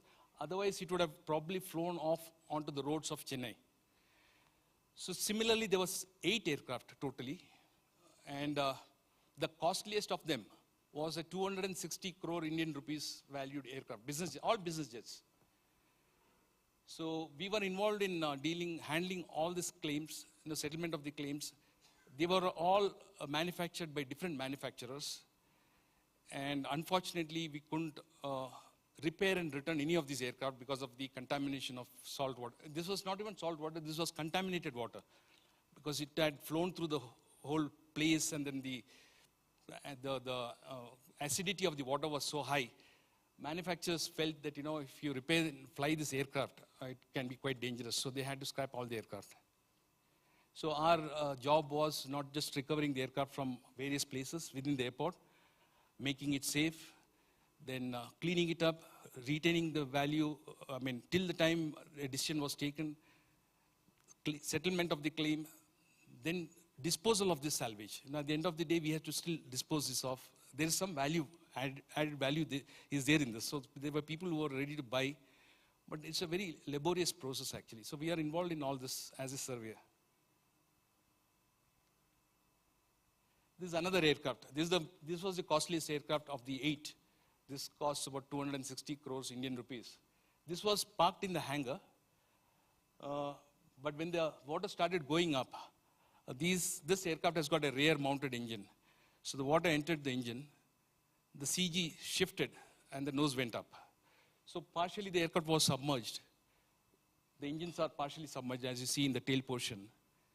And this aircraft also could not be repaired. But before we scrap this aircraft, we are no experts actually, we are surveyors. So we had to invite the manufacturers. They came down, the team came down, they did an extensive inspection. They provided a report which cost insurers about $200,000, $300,000. But still we had to go through that process, because otherwise, if we just scrap this aircraft, anybody can come and tell later saying that this aircraft could have flown again. So we had to go through all the steps before we decide whether the aircraft is repairable or not. Technically repairable, financially repairable. These are the two aspects which we had to explore. This is a recent claim what we are handling in Maldives again. This is a seaplane, a twin otter. This was tied to the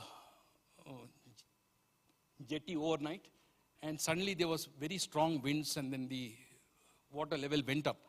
And nobody monitors during the night. You just tie it up at there and then go in the morning, the pilots come and take the aircraft and go back. So this kept knocking onto the jetty and then, caused severe damage. As you know, in Nepal also we operate twin otters here. Twin otter is a very rugged, very beautiful aircraft, very maintenance-friendly aircraft actually. But the unfortunate part is the number of aircrafts are dwindling actually. There are very few. It's not easy to get space. It's not easy to get the expertise to repair. But otherwise it's a beautiful aircraft. So these repairs are currently undergoing in Maldives.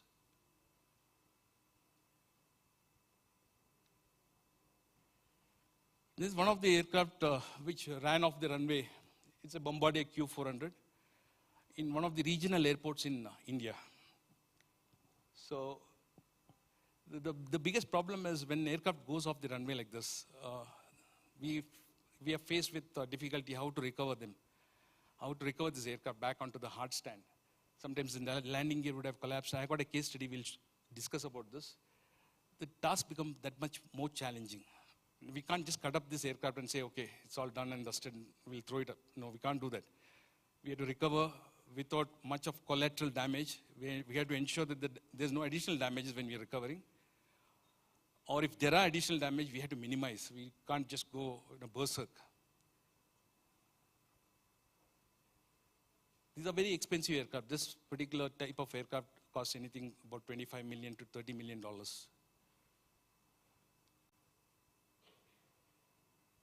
This is a classic case in Cox's Bazar in Bangladesh. Cox's Bazar, if you know, that it's got the longest seashore coastline. It runs about 100, 120 kilometers or so. Beautiful place. This helicopter was, this is a Bell, Robinson 44. This was flying from Dhaka it flew from Dhaka to Cox's Bazar, and from Cox's Bazar it was probably going back to Dhaka. On one way they had passengers chartered. Returned, there were no passengers, so the pilot decided, after discussing with the management, to take some passengers ad hoc. What we were told is one family got into the aircraft, father and two sons. Sons sat behind, the father was sitting in the front, next to the pilot.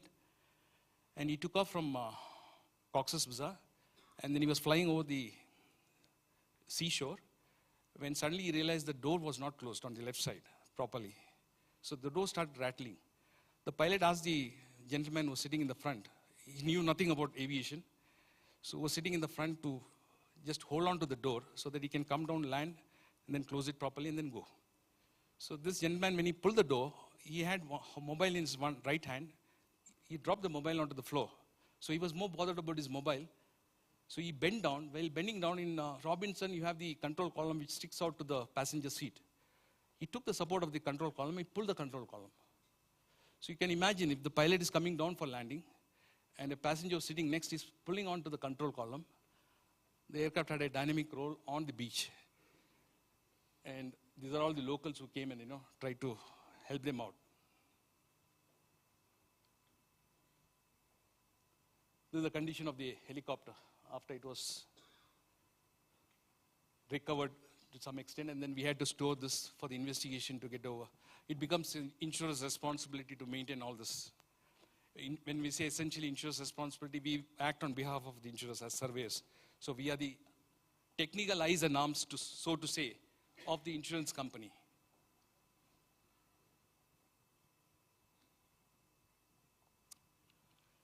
This is another helicopter which had a hard landing in one of the mountain regions in the north of India. Luckily, nothing happened. The only pilot was there in the helicopter. He had a minor bruises and injury. He was evacuated, but the helicopter was written off. This is just to give you the diverse type of claims what we do actually, what we handle during the course of our discharge of our duty. Now let's come to the topic of managing aviation claims. So what we thought is, it's a vast subject. It's a vast subject. So generally we use case studies. So we put up an interesting case study here, which has got all the complexities. So the moment we go through this case study, we know what are the complexities, how do we address them, how do we recommend settlement, whether all the stakeholders are all satisfied with the decisions that has been taken, because anybody can challenge any decision at any point of time. So this gives you a complete overview of how a complex claim can be managed.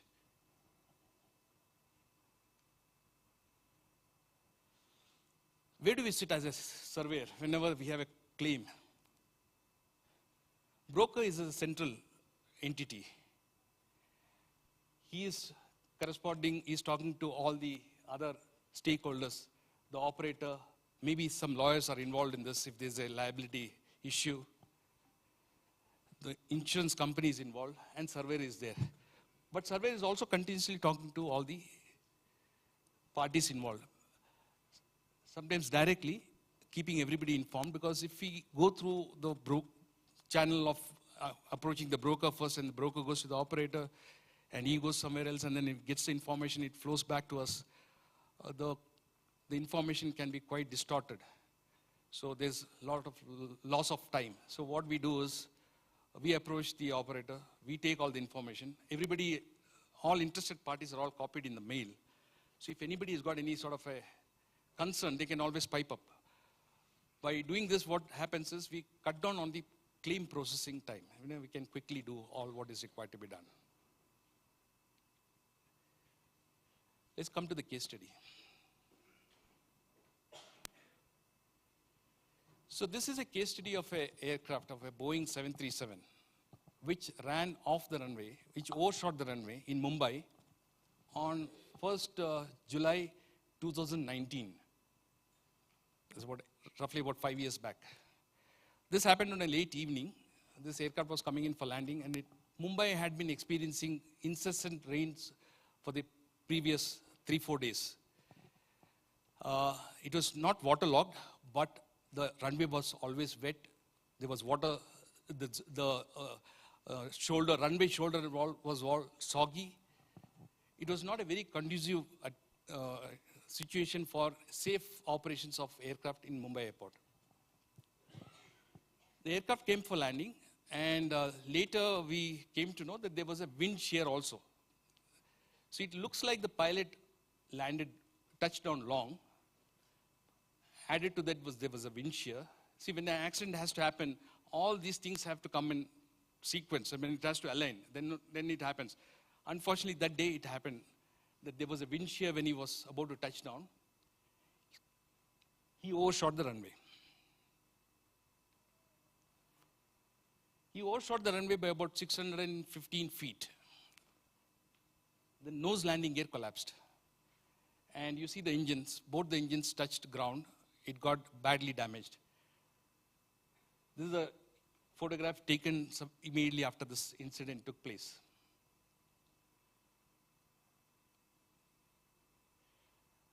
This picture shows the runway orientation. It's actually 0927 orientation of the runway. Mumbai has got a cross runway as well.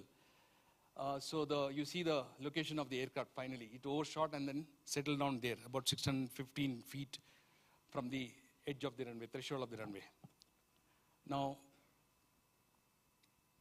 the moment we get the notification, we rush to the place actually.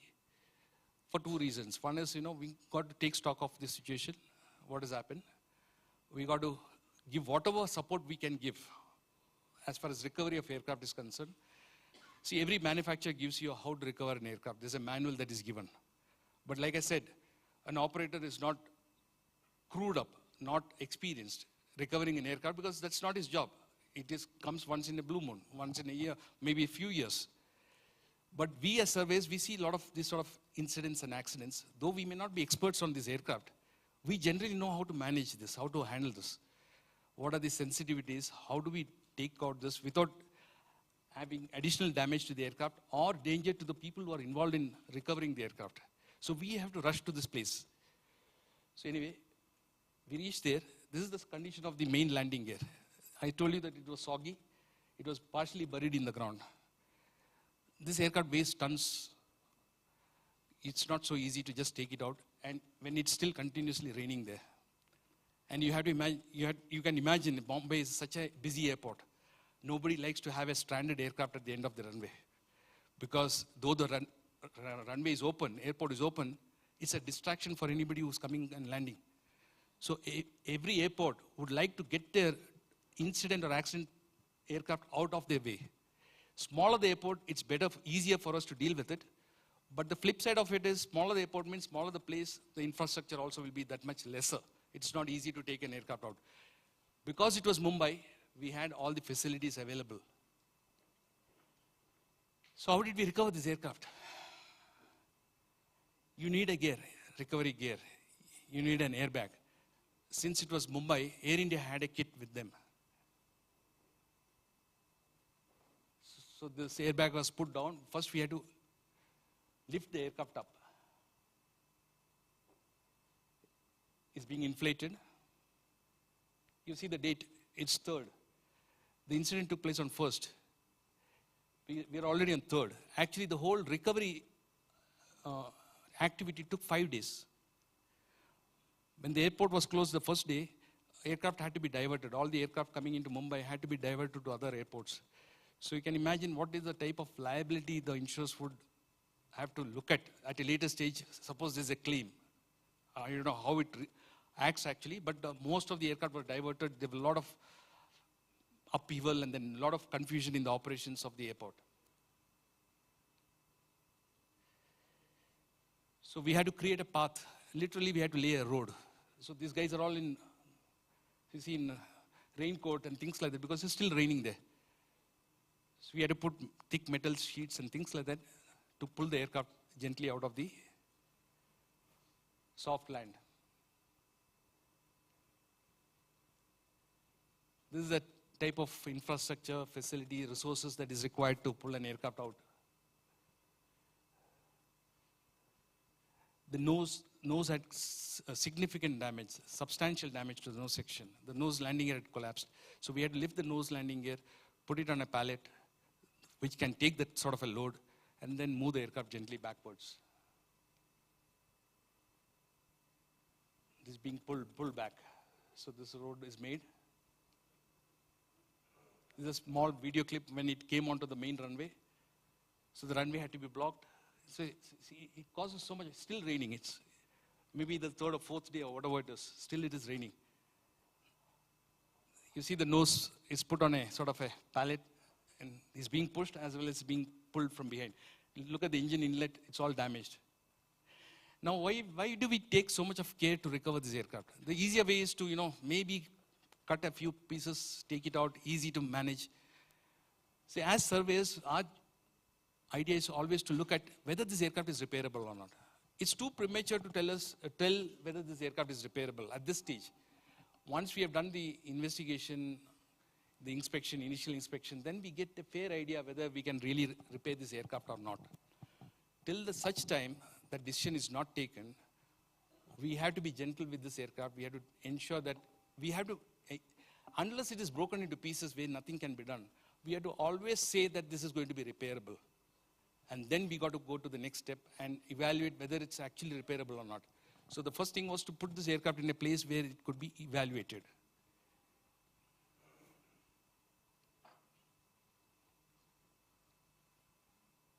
Look at the engine intake. It's all crumpled. So as we are doing this, one side is the recovery of the aircraft is going on. The other side is, we had to gather a lot of information and data that is required to process the claim. Essentially, there are two sets of data. One set of data is all the standard ones, like the aircraft certification, pilot license, medical certificates, certificate of release to service, and those sort of standard documentation which every aircraft should be having. Every operator should be having for that particular aircraft. That is one standard set of data. The second set of data is specific to the incident. What is the type of incident that happened? What are the damage details? What is the life of the engine? What is the life of the aircraft? These sort of technical data. So we start sending out all this information request, and then we start gathering parallelly.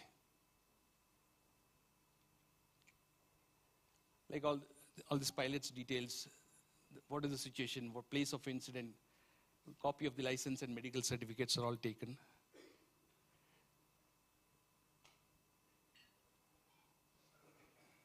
The aircraft was positioned in the hangar after a lot of effort. It took 5 days actually. We positioned it in this hangar, and then the evaluation started. The moment there's an incident of this nature, the manufacturers are contacted first. Their recommendations are sought. There'll be a lot of additional inspection that will be required to be performed on this. So all that process concurrently progresses.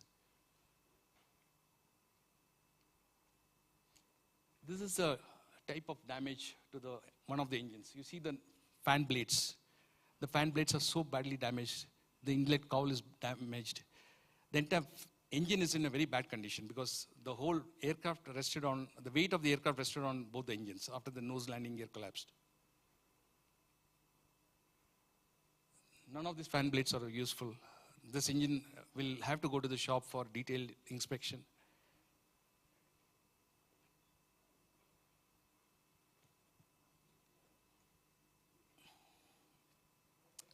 When the aircraft went off the runway, it sucked in a lot of muck, stones, pebbles, whatever is on the ground.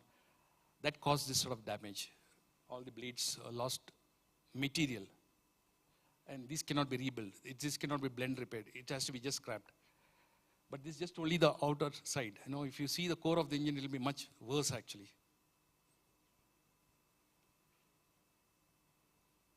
This is the nose section of the aircraft. Significant damage. The internal load bearings, frames, and then underlying members, strong members, they all got distorted, deformed. So the whole aircraft is a suspect. It has to be rigged, and then you have to do a lot of measurements if you have to repair this.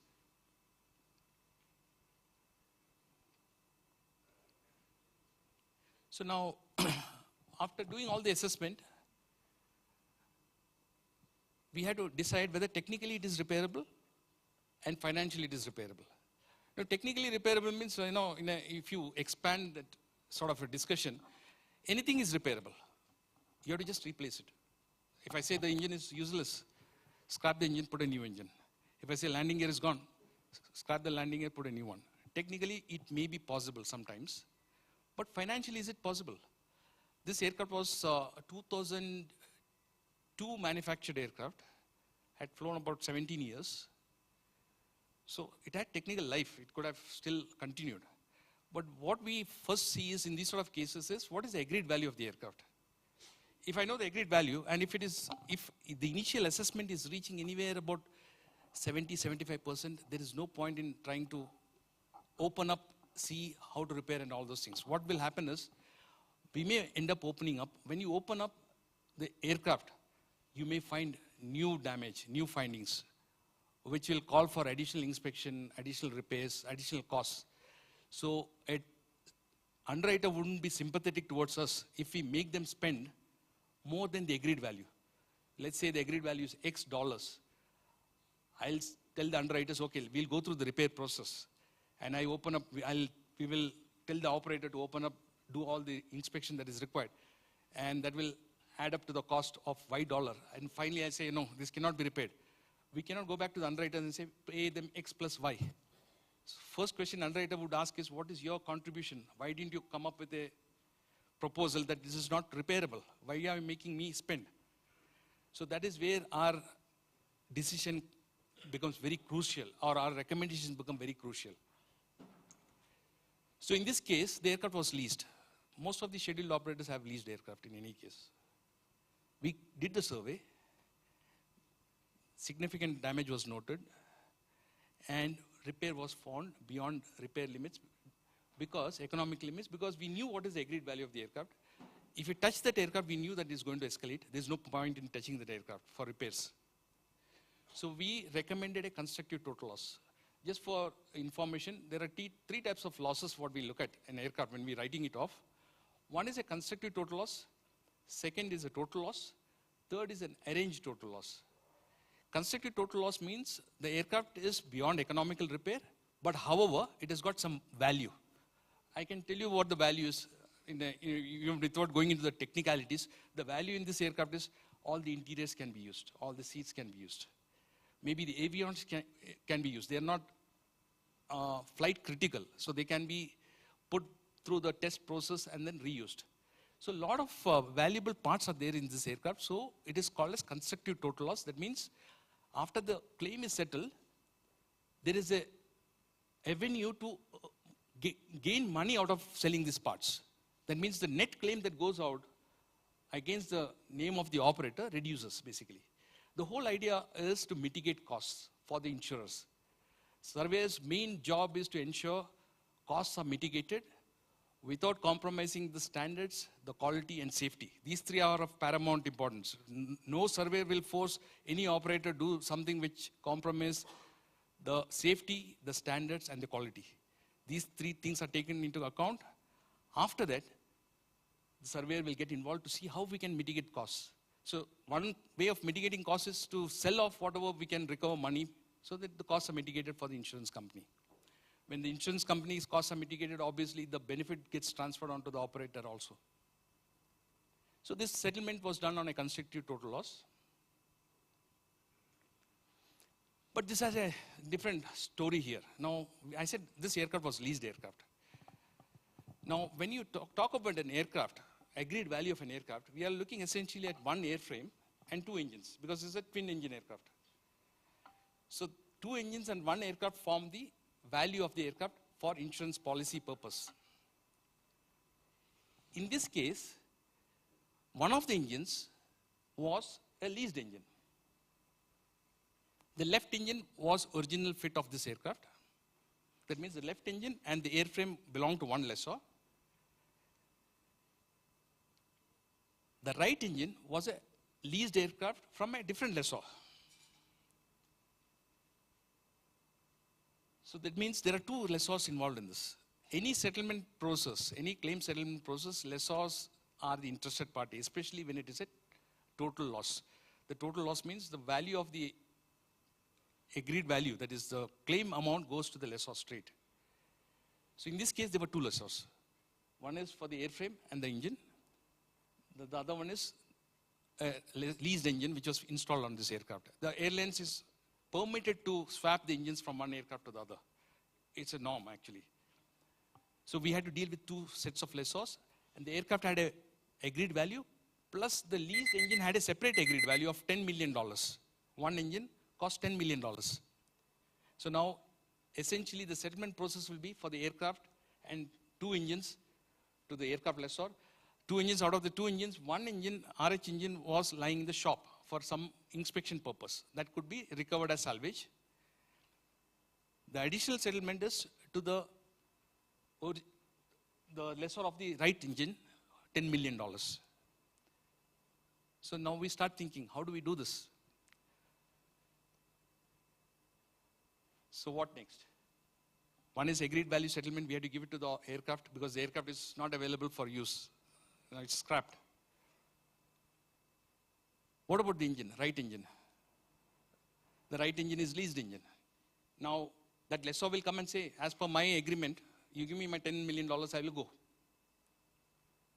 But we have to look at it, whether we should be giving him $10 million or not. Can we repair that engine? If we are able to repair that engine, why not repair and give it? See, all these decisions have to be taken as we are going through this process. We are looking at the documentation. We are looking at what the type of damage is. We means I'm talking the insured, that we will be closely coordinating with the insured, with the operator. The operator in turn will be talking to the repair agencies, getting all the information, the data. What is the life of this engine? Is it a fresh engine which had come from overhaul, so that means it's got significant life? Or is it almost due for overhaul? That means it's got very less life. All these aspects have to be taken into consideration. So one of the options was, can we give the engine which is lying, original engine which is lying in the shop undergoing an overall process, can we give that engine to the right engine lessor? Now it's a question mark, because the lessor may say, no, I don't want that engine. Give me my money. I will go and buy the engine in the market. So what happens to the engine which is undergoing repair there? Should we stop the repair? Because the aircraft is scrapped, the settlement is going on, the engine repair is going on in the repair shop. Should we stop the repair, or should we let the repair to continue? If the repair continues, who's going to pay for that? So all this have to be addressed at this stage. I hope you are understanding the complexity of this situation. It's just not just a claim where, some damage has happened and then we're talking to different entities. They're all looking at their claim to be settled, addressed to be, all the aspects to be addressed properly. Results are given to them. Solutions are given to them. So like I said, the RH engine was the separate added value for the engine was $10 million. We felt that $10 million is too much. If you go to the market, we can buy a used serviceable engine for lesser than that. But it's an agreement. Policy is nothing but an agreement. There's an agreement saying that, 10 million has to be paid. Now, do we tell the underwriters you pay the 10 million, knowing that, we can do something better? So we started engaging the lessor in discussions. We said that we want to send this RH engine to the shop for inspection. Now, the lessor is not very happy, because he doesn't want an incident engine repaired and come back, because it may take 6 months for repair and come back. So he says, give me my money, let's close the deal. But we said, no, we have to go through the process. That's part of our due diligence. And in this particular case, what we did is, anyway, salvage I'll speak. What we did is, we discussed with the insurance company. We insisted that this engine should go, and it went to an engine shop in Singapore at a cost of $500,000 for just opening up and inspecting and then telling what is going to cost. The engine shop is also very smart, because they also know that this engine is coming only for inspection purpose. It's not going to get repaired, not likely to be repaired. So he charges premium cost. He is giving a slot to us in his whatever repair line. He doesn't have a slot, so he's making a slot specially for us. It comes at a premium cost. So he said $500,000 to be paid in advance, because he doesn't know what is going to happen later. So we had to manage all those things. We had to get a fund collection through the insurers, pay to that guy, give assurance, get the engine opened up in presence of the lessor, our surveyor, the operator, inspect the engine, get a technical report, get a cost breakdown as to what it's going to cost for repairs. So when you have a cost breakdown for repair, then we know what the value is. Parallelly, we are looking at the salvage. What do we do with this aircraft? We cannot keep that aircraft in the hangar, because every day we keep that aircraft inside the hangar, it is going to cost us money to the tune of $2,500 per day. So you keep it for a month, you're just giving $75,000 to the insurance money to the insurance money, $75,000 goes. So we have to take a decision. We have to pull out that aircraft out quickly. What do we do after pulling it out? Whom do we give it? Who's going to buy it? All these decisions have to be taken. We have to look at the aircraft. We have to look at the left-hand engine. The left-hand engine is lying in the shop. RH engine is lying in the shop. Supplementary expenses. Supplementary expense means we have got this recovery gear from Air India. It comes at a cost. We got all the resources. The Mumbai airport guys were working on the aircraft to recover it. Air India people were involved in this. Operators' own people were involved in recovery for 5 days. This is all added cost to the insurance company. We had to minimize the supplementary cost as much as possible, especially since this aircraft is not going to be repairable.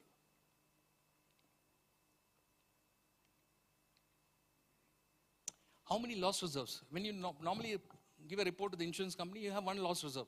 I say, this is the damage, this is a loss reserve, and here is a report. Because here there are two lessors involved. There are two loss reserves as it is for the hull. There is a supplementary cost that is also involved. Supplementary cost for all the recovery and then inspection process. The manufacturers, the engine had to go, the RH engine had to go to the engine shop. That's another $500,000. That's also part of the supplementary cost. So we had to manage all this, have control on all the expenses.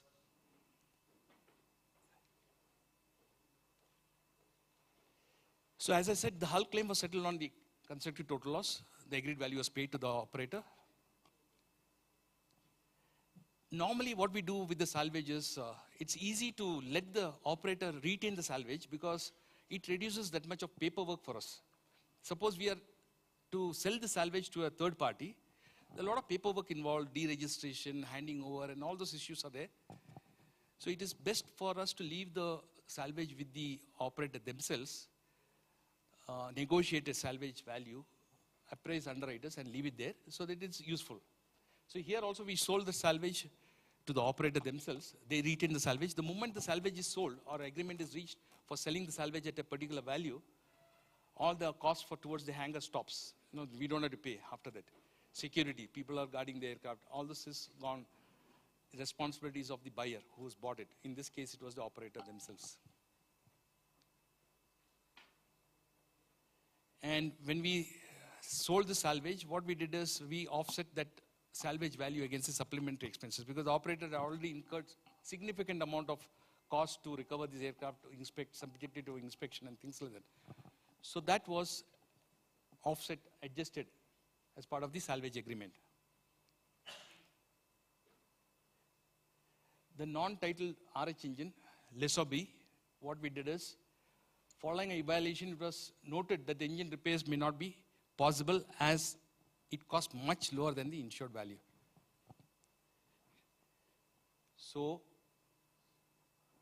we sent the engine to the shop in Singapore, and our Singapore office managed the shop visit for inspection and discussions. When we got the value of the repair cost for the engine, the RH engine, we went back to the lessor and said, agreed value for the engine is $10 million, but your damaged engine can be repaired and put back at a lesser value. So we are not in a position to give you $10 million, but we are okay to negotiate. So can we negotiate and settle this claim?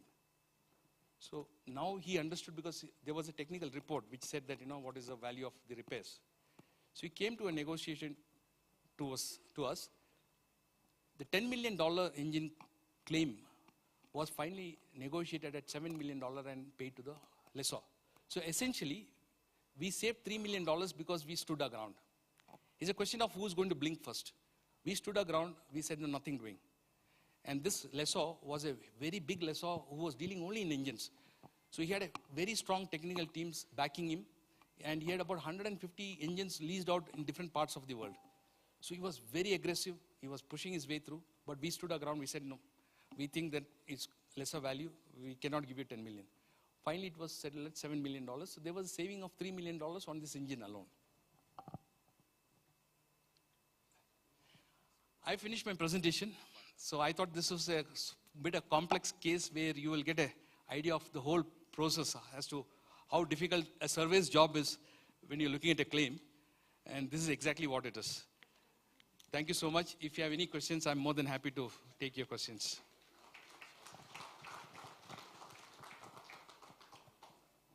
Thank you very much to Mr. Ajit Kumar Kokeri for doing a step-by-step case analysis of the various cases that happened as well.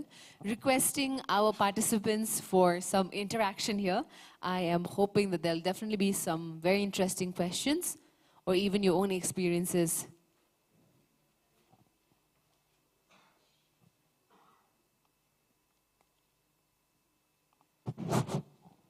Hello, good afternoon, sir. Yeah, good afternoon. I am Surveyor Ashok Silwal, and I have a work experience of more than 18 years. My questions for you is, whenever the accident happened, the most primary job is to reach on the site as soon as possible. What we see on your slide is there are your offices are globally spreaded. But if something happened in Nepal and you are coming from Delhi or Bangalore, it takes time.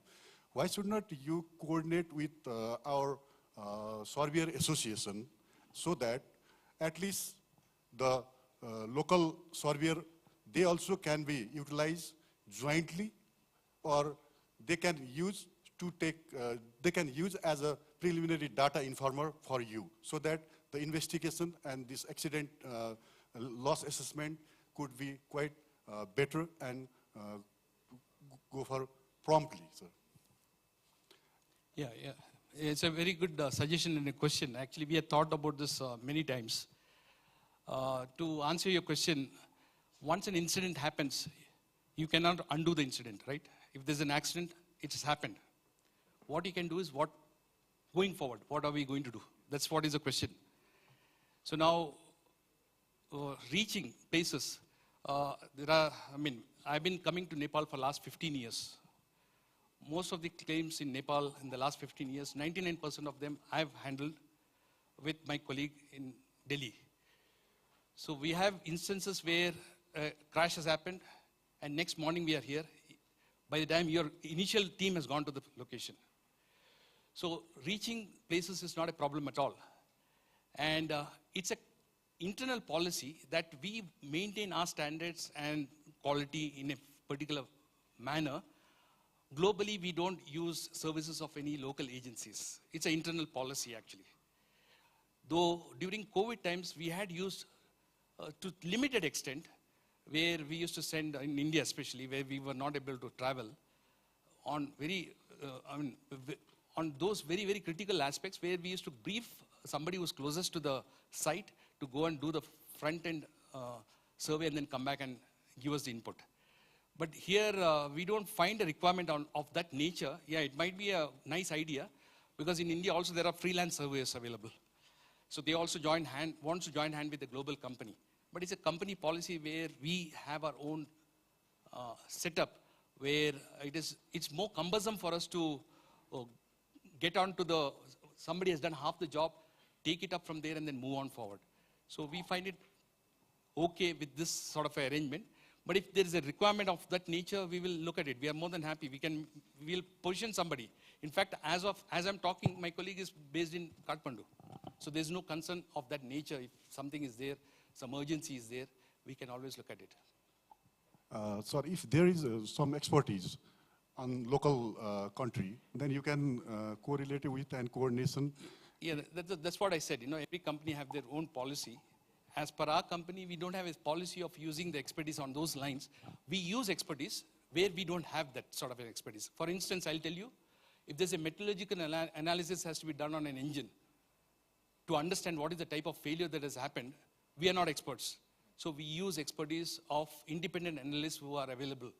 We pay them the fees, we get it done on behalf of the insurance company. We do that way. But as far as service is concerned, then we do it on our own. As of now, we have not felt that necessity, actually. Okay, sir. Thank you, sir. Thank you.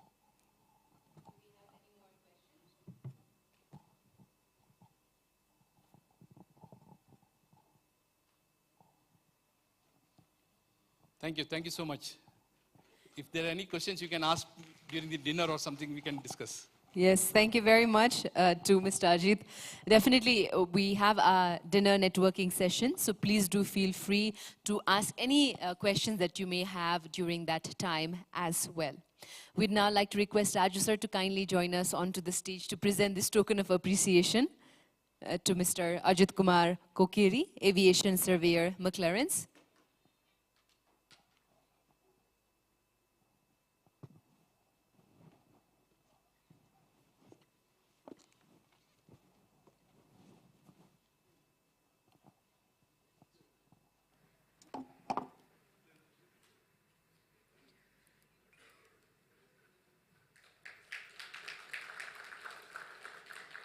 Thank you very much, Raj sir, for doing the honors, and thank you very much once again to Mr. Kokeri for your presentation on managing aviation claim. Ladies and gentlemen, we now have a panel discussion that is next in the agenda here at the IIN Insurance Summit. We'd like to request for the chairs to kindly be brought up so that we can have the stage all set and ready. And ladies and gentlemen, this would be the last session, after which we have the closing remarks, and then we would proceed towards our dinner and networking event. We definitely hope that you will be open to, making new connections and collaboration and finding ways on how people and companies can come together to better the aviation insurance environment in Nepal. As our stage is getting set for this particular panel discussion, we have our moderator, Mr. Janki Chetri. We'd like to welcome him with a big, big round of applause. The President of Nepal Insurance Association. Thank you very much, sir, for joining us and for so kindly moderating this session as well. We also have our speakers. We'd like to invite them to kindly join us onto the stage as well. Mr. Hansaraj Pandey, we'd like to request sir to kindly take his seat. Mr. Manoj Karki, we'd like to request Mr. Manoj Karki to once again join us onto the stage. Mr. Deep Prakash Pandey, we'd like to request him to kindly grace us with his presence onto the stage as well.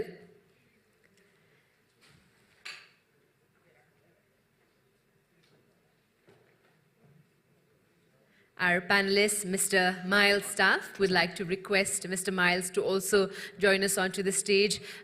All of them have definitely already given their keynote addresses as well, but we would collectively like to bring them together to have this conversation on aviation insurance as well. We'd also like to request and invite Mr. Ajit Kumar Kokeri to kindly join us onto the stage for this panel discussion that is to be moderated by Mr. Janki Chetri.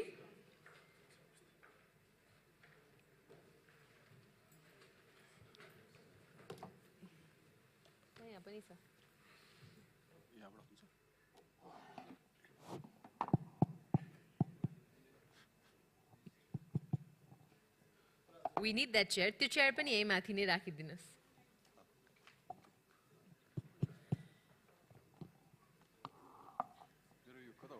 It has definitely been a very interesting, insightful day-long summit where we covered many different aspects surrounding aviation insurance as well. And now I'd like to request Mr. Chetri to kindly carry forward with this proceeding of the panel discussion.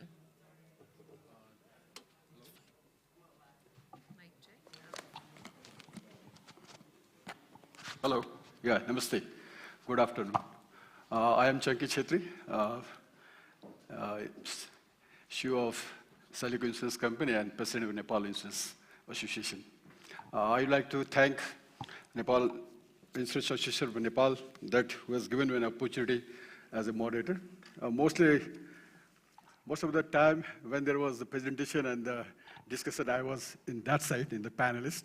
It's the first time I am doing the moderating, so thanks for given me an opportunity, and special thanks to Mr. Sushil Suvidi sir.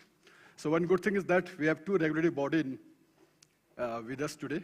One is our regulatory body, Nepal Insurance Association, and CAN is there. So they are like our guardian.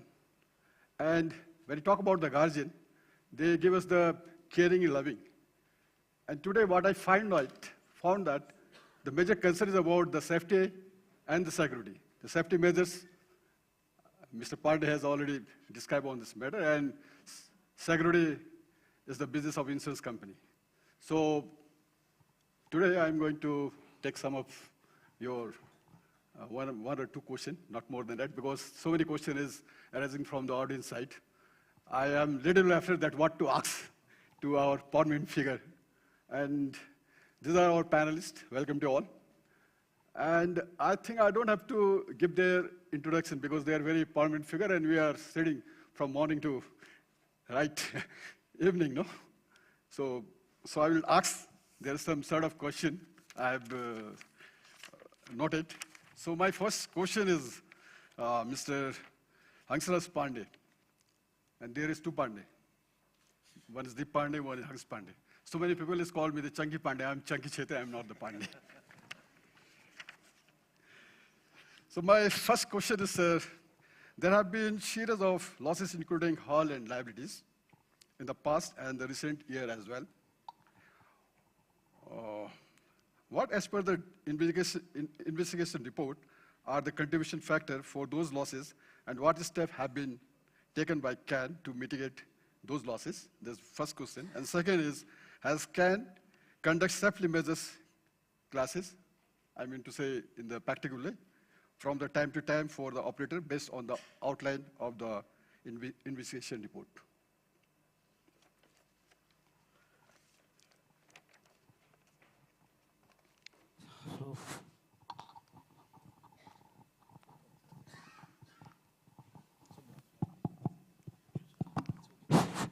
So thank you very much. Really, I need a readout of your questions. Just please.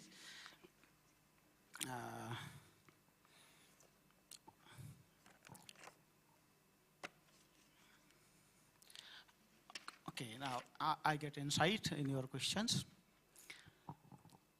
As during my presentation as well, I have explained that most of the incident or the accident happened in Nepal in the past is the sea pit, mostly in the sea pit, in the remote areas, either weather related or the human errors. As you see, the geography of Nepal, as you mentioned earlier, mostly mountainous regions where we have stall airfields, small, short takeoff and landing strips. Stall means short takeoff and landing strips, where only smaller aircraft can land. Landing at the aerodrome, mostly not affected by the terrain, mostly affected by the weather, last minute weather. However, we have faced many challenges in the en route from one origin to the destinations in the en route areas in the past. Mostly en route areas are weather related problems. You see, in most of our airspace, as you mentioned, below 10,000 feet, below 13,500 feet. Mountainous regions does not allow us to surveillance whole area of the Nepal. So we have to rely on visual flight rules, VFR rules. As our airport operator also explained, VFR means pilot has to see all the time, at least 5,000 meters, 5 kilometers visibility. Though we have called the VFR rules, sometimes our terrain doesn't allow, all of a sudden, maybe fog or the cloud appears behind the mountains. It is happening. So maybe we always impose the rule that pilots should not enter into the clouds during VFR conditions. But it is observed that most of the time, pilot compelled to go in the clouds. So realizing those effects, Civil Aviation Authority of Nepal, together with Department of Hydrology and Meteorology, and other private stakeholders, we have introduced weather monitoring in terms of visuals as well, in terms of radar as well. Now Nepal has already placed weather radars in the western region, in the eastern region. So radar is the line of sight, as we know, all the technicality, line of sight conditions. Those radars cannot detect the below mountain weathers, definitely. So for that purpose, on strategic locations where the routes exist, we placed the weather cameras, as our Manoj sir already explained that. We have enhanced our routes by introducing weather cameras. So now, as of today, any air operators intend to operate any sector, before flying, they have to ensure that all the routes are visible. All the routes have a VFR conditions. So then only they fly nowadays. So most of the situation has been improved.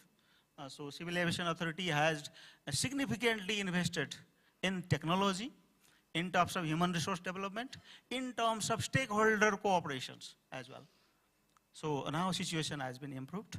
And though our remote location remains the same, aircraft fleet remains the same, we have improved our procedure of operations. So that it is mitigated that any risk identified has a mitigation measures. So those mitigation measures has been enforced nowadays. Of course, if you see a regulator and the industry, if we enforce more, industrial finance will collapse. If we lose the regulations, the safety has been compromised. So regulator has really a tough time to balance it, financial and the regulatory purpose. Now, Civil Aviation Authority has balanced approach. We want to have a financially sustainable to our operators, as well without compromising the safety. So, thank you very much. I believe I have covered your queries and the general audience queries. Thank you. I think the most of the regulatory have the same thinking, I think, for the regulation part, how to balance to the market and all. So my second question goes to Deep. As you know this, Deep sir, you are the veteran in the aviation market as far as Nepalese countries market is concerned. So how would your journey have been, and what role has insurance played in the aviation sector in Nepal? Yes, Chunky, I mean, I've been involved since 1997, so it's been a good journey for me. Luckily, good to know that all the losses have been compensated in the right way, thanks to our reinsurers, thanks to our surveyors also.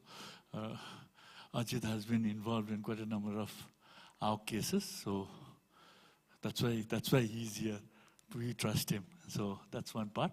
But having said that, yes, I mean, when the losses, only one loss, I still feel, I mean, sometimes bad, was one operator. They were financially in some constraint, and then they were making their normal flights, but suddenly at one point of time, like when after September 11th, the rates had started to go up, and that time we also had insurgency issues, and flights were not taking off that well. So the operator had some financial issues.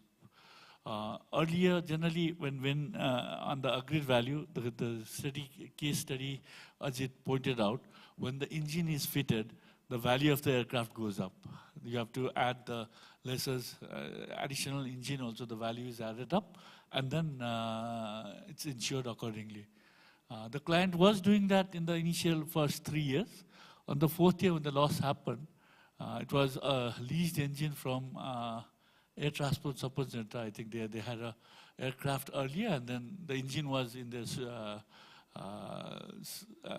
Godam, so that was taken over by that operator, and then it was fitted in that aircraft, and the loss happened.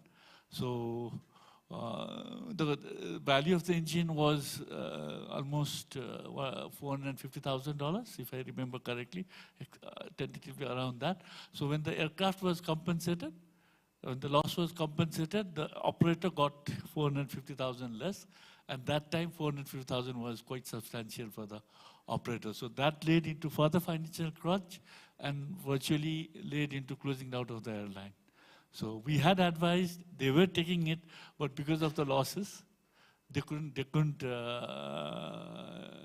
didn't buy the cover adequately. So sometimes you feel bad when that happens. Otherwise, when the losses happen, the first priority is human aid.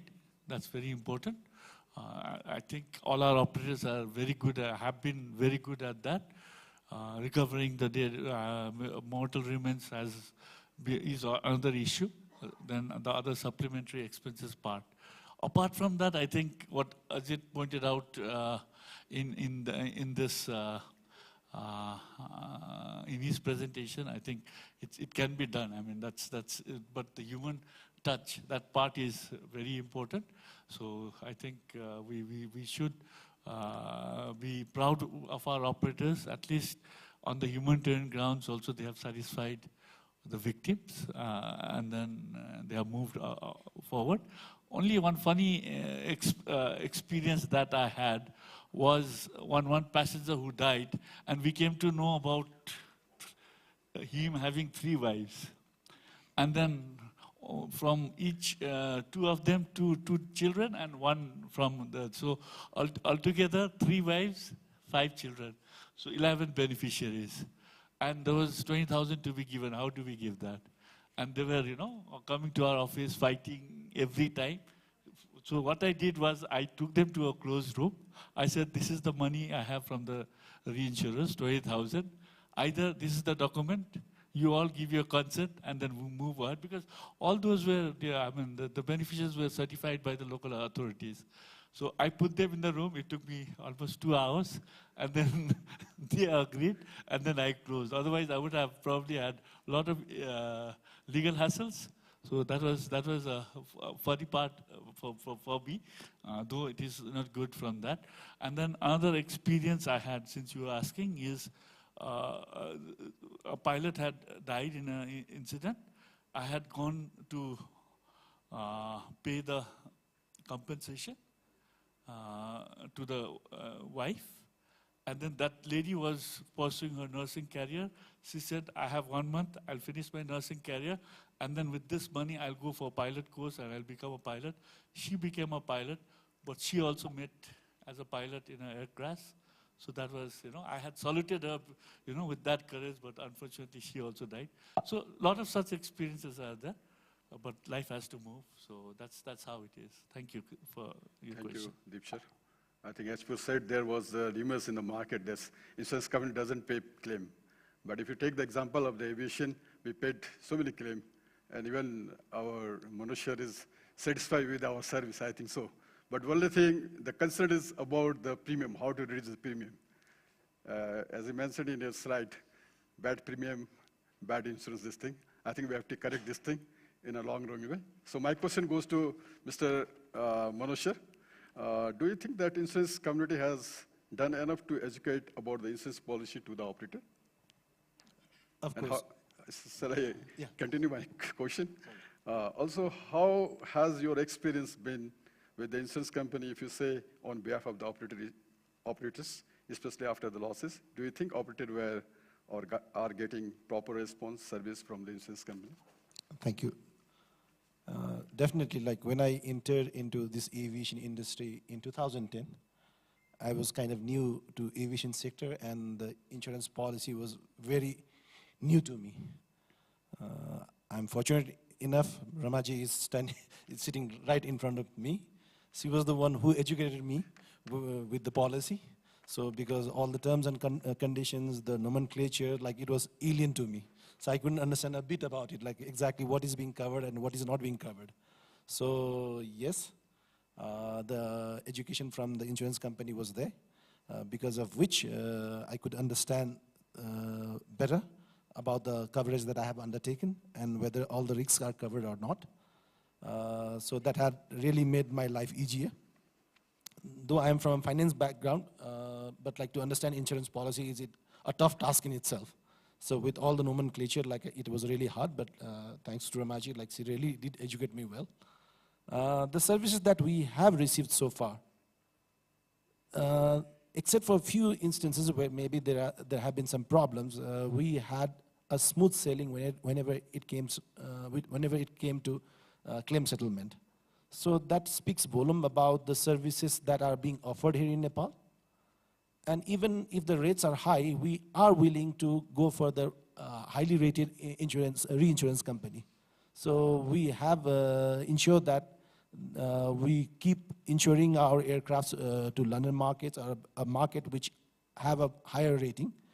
So that's why even we are willing to pay higher rates, because insurance companies' service comes to light only when there are some claims that needs to be paid. So how early those claims are paid, because there are so many issues that needs to be addressed.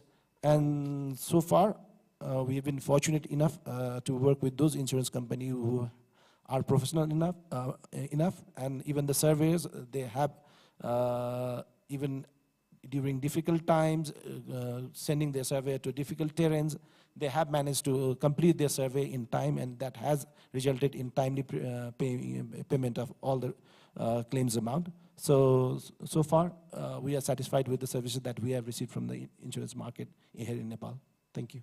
And what's your view about the premium matter? From my perspective, we are never satisfied with the premium that are being offered, like no matter how high or how low the premium is. But even the insurance company being a business in itself, they have to balance between the risk that they have covered and the return that they are expecting. So during the presentation also, it was made very clear that if in the long run, reinsurance company supports us, there's no denying that they will make some profits, because it's a profit motive industry. So profit has to be there. But what is the limit of the profit? That is an area where we can have a healthy discussion. So we are not asking for to lower the premium to some rate, to that extreme, to low extreme that even the insurance company will not survive. So both of us are here to do business, and financial sustainability is of utmost importance. So we would just request that the rates are good enough so that we can also grow, and even the insurance industry can make some profit out of it. Thank you. Thank you. I think I just want to share with Deep Day. So I came to know this: when the premium rate is high, there is no loss. When the premium rate is reduced, most of the time the accident took place. Is it true? Not to my knowledge. Yes, the losses have happened, but I mean, the premium rate basically, as I say, I mean, when the rates go up, definitely they will be cautious, because next step could be what next? You know, the premium will further go up. So probably they take extra cautious. They become extra cautious. But operators who have low premium, they have got that premium because their operation is good, up to the mark. They have maintained proper maintenance facility. They have best of best insurance, and they monitor their flights properly. They comply with all the regulatory compliance. So I mean, I don't think there is any relation on that. I've seen operators who have done well with the low premium, which is low, and then they are maintaining it for years. So I mean, I think you will be the right person as a broker to answer that more than me, isn't it? Why I'm asking this thing, Mr. Manoj has shown in the presentation, because of the insurance cost, they can't increase their fleet. That's why I'm asking the question. Yeah, because definitely, I mean, they do their budgeting, they do their feasibility study based on the cost that is reasonable. But when the rates go up, I mean, adding further aircraft and increasing the cost will definitely be something they have to think about. I mean, it's high time that we start, thinking, finding ways where, there are ways we can give them appropriate premium, their budgeted premium, and that has to be, and they are smart enough, they approach international market, they approach our local markets and find out what should be the appropriate premium as for our part of terrain. So, if that becomes, like as I said in my presentation, when that during pre-2000 period, when the rates were being charged at 1.5 to 2.2, and then after September 11th, the rate went as high as 10%, then it becomes very difficult for the operators to survive also. So under such circumstances, it becomes very difficult, yeah. And we as insurers will have to find a solution for them. I think Mr. Miles wanted to explain more. Well, I actually agree with all you've said, actually. I think the solution does lie here to a certain extent. The other side of it is about creating that really positive conversation with those underwriters who don't sit in the pool. And I think your comments, sir, about having a dialogue after renewal with underwriters is right. So I mean, if you have an account, particularly a big account, you want to keep on making sure that communication is one, happening, but two, is measured in the perspective of the operator actually understanding where the desire from the underwriter's perspective is going. So if the underwriter gets hit with catastrophes around the world which aren't necessarily aviation or could be aviation, then the conversation should be had with the operators and the clients that they've currently got with their brokers to say that things are going to change. And it's then up to the broker to be able to ensure that the change is minimal. So thank you very much for the answer. Now my next question is going to Mr. Ajit Kokri. So you have a long experience in the Nepalese market as a surveyor. As you said that you have near about more than 98% you have dealt in the Nepalese incident. As a surveyor, what do you think are the main cause of accident? Is it mainly because of the difficult terrain or the error of the pilots? Thank you, Chankiji, for the question. So Nepal is a very difficult place, actually, for flying operations because of the terrain, the weather. These are the two main aspects. Like I said, I've been visiting Nepal for the last 15 years. Have handled many claims, actually. There have been occasions where I go to the crash site. Once it was Gosaikonda, the other places I don't remember now. Across the length and breadth of Nepal I've traveled. We go for a survey, we land there, suddenly the weather packs up. And there's no way we can come back. And there have been instances where on one occasion we were stuck for 7 days. We couldn't move anywhere. And I was also quite naive those days, actually.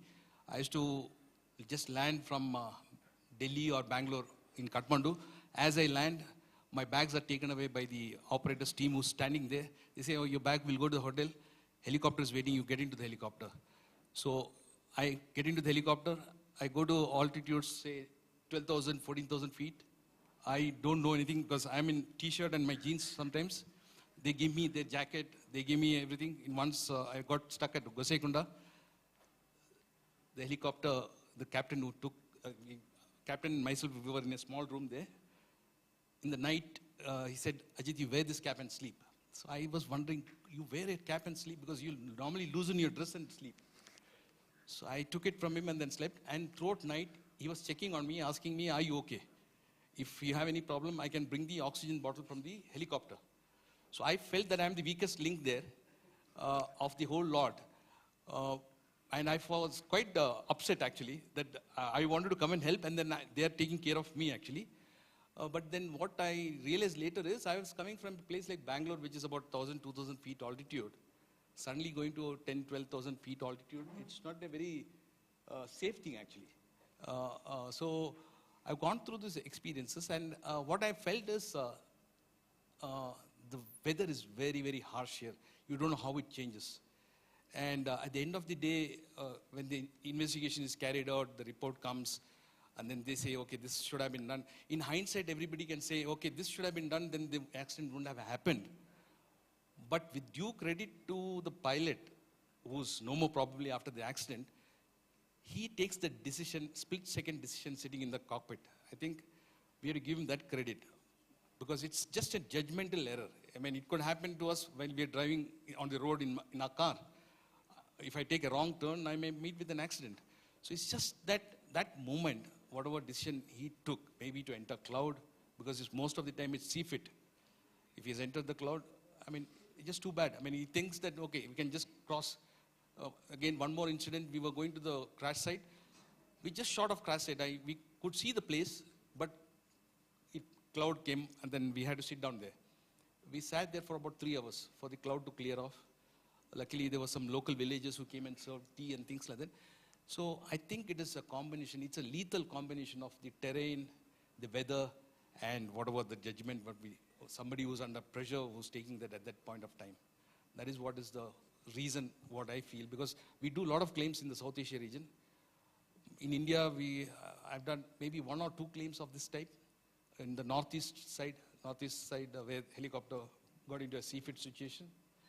But otherwise, generally, we don't see this sort of a weather-related or this sort of accidents. It's very peculiar to Nepal. You mean to say this survey job is little bit different than other country? Yeah, it's a quite a, I'm telling you, this is, a lot of people ask me, where do you start, where do you end?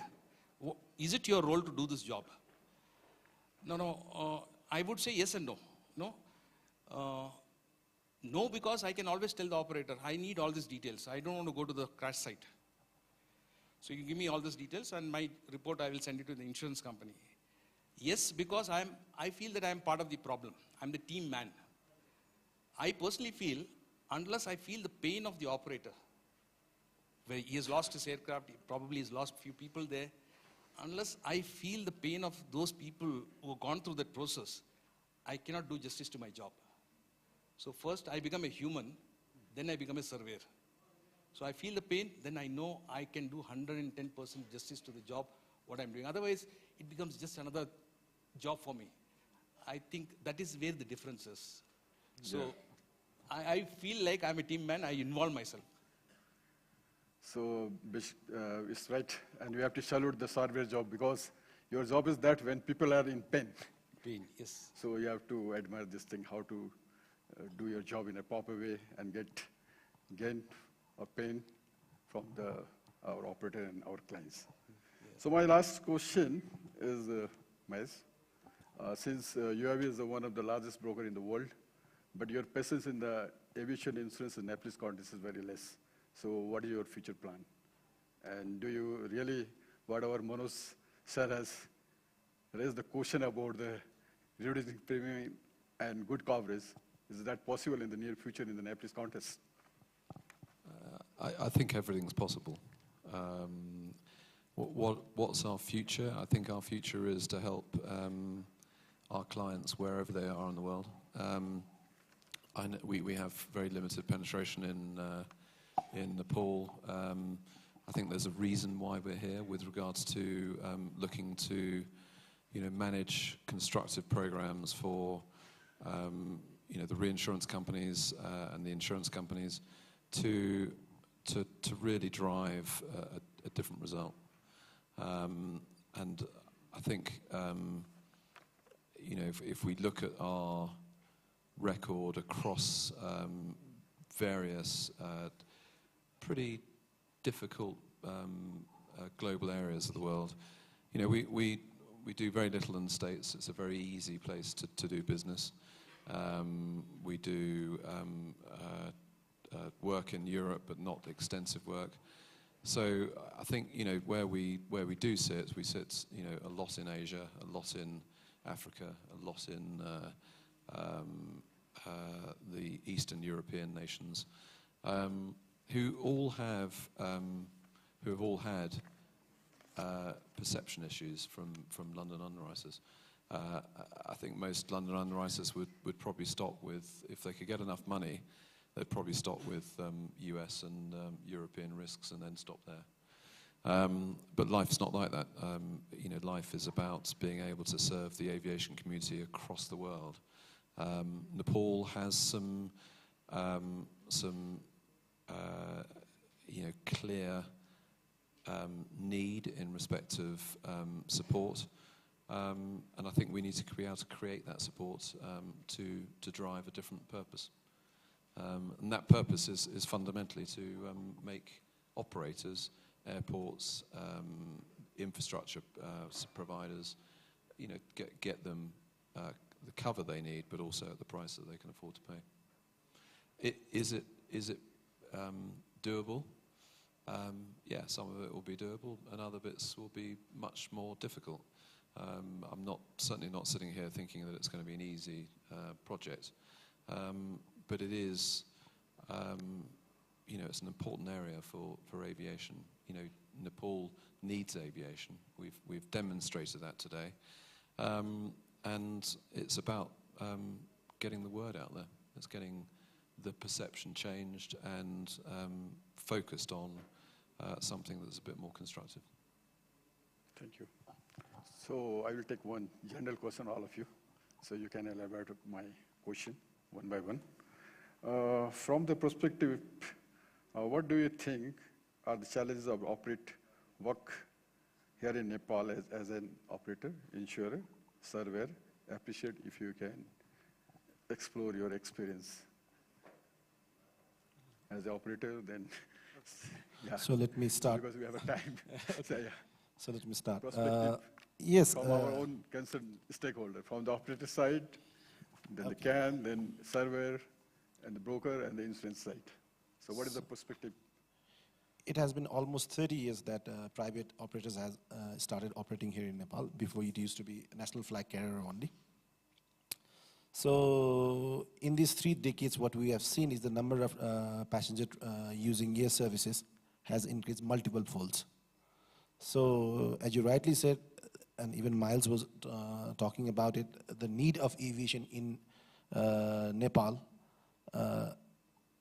we cannot emphasize it more.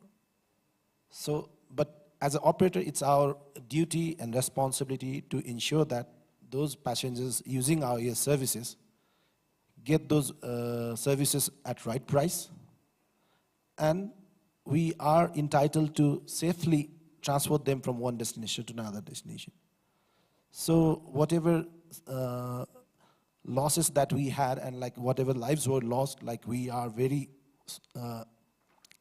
thoughtful about that, and we want to minimize it at lowest. So, and our intention and our efforts and working together with our regulator. I don't know exactly how the relationship between other regulators in other industries is, but civil aviation and operators, we cannot move ahead unless and until we understand each other's problem.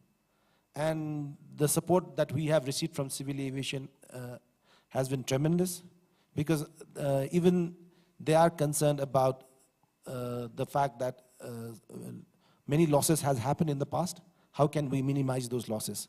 And whenever there is a requirement from our side, like, okay, some infrastructure needs to be developed, maybe new technology needs to be implemented, they are always there to support us. So we look forward for their support, and we can ensure that in future, whatever has happened in the past will remain in past. We will move ahead with positive thoughts, and we are working day and night. All the operators are working day and night to improve our safety records, and hopefully in years to come we will see that, and also the aviation market will further grow once, because once we have invested in safety, like once the return started coming, then maybe we will start saving some costs, be it insurance cost and other costs, and we can increase our fleet size, and our cost of operation will definitely come down, and we see that aviation insurance will flourish in years to come, and I think the future is bright. Thank you. Thank you, Manisha. Please. So thank you very much. As we have discussed, Nepal has a difficult terrain, difficult weathers. That is mainly applicable for remote areas and Himalayan areas. That does not represent the whole of aviation in Nepal. That is only concerned with the stall airfields and the Himalayan region, where rotor wing generally frequently travels.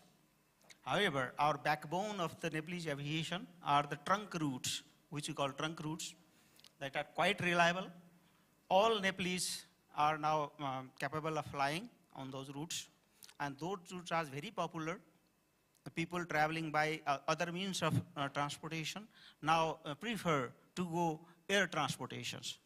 And now our domestic passenger, if you see the domestic passenger, that is really increasing in each sector. And we have expanded our fleets, our capacity in the different remote, remote areas like Surkhet. Surkhet Aerodrome, now operating by ATR 72. Tumling Tar Airport, Bharatpur airports. Those airports are now operating by ATR 72 capable aircrafts.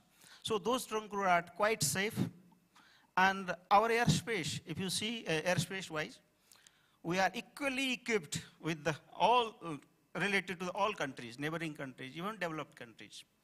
Our communication systems, our navigational aids, including conventional aids, to the latest modern satellite-based nav aids, performance-based navigations. We have included RNP procedures in Nepal.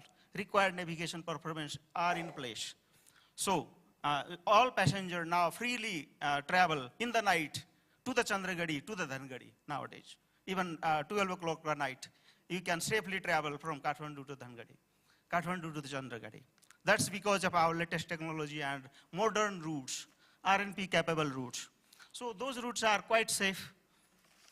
And I ensure all our insurers and brokers to work together with Civil Aviation Authority regarding our safety matters. What is the safety rating of the civil aviation nowadays? So that you have a perception of, for the industry as well. So let us work together. Let us not make a vision based on our Himalayan operations. Himalayan operations remains challenging all the time, not only in Nepal. Similar terrain in the other countries, developed countries, they also face the same challenges. The challenges are the same, not the exception in Nepal. Of course, yes, our every kilometer has different geography. Our north and south is very small, almost in average 150 kilometer. Every kilometer is different. If you fly from south to north, every kilometer you will face the different challenges. That doesn't happen in parallel traveling. If you travel parallel from east to west, you doesn't encounter any changes. Everything remains the same. So Nepal has that kind of typicality. If you see the remote airfields are small airfields. Small airfields have small aircraft. So small aircraft have their limitations. So that is really challenging. And nowadays, those small fleets are decreasing in our Nepal. That's our main concern. As I have mentioned here, we have 55 airports. Out of 55, our sir has already explained, 18 airports are non-functional. Some airports are only weekly flights because of we do not have an aircraft capable to go on those airfields. So we have to empower our airline operators. We have to encourage our airlines to include more and more fleets of those types. So we are quite happy in our trunk routes.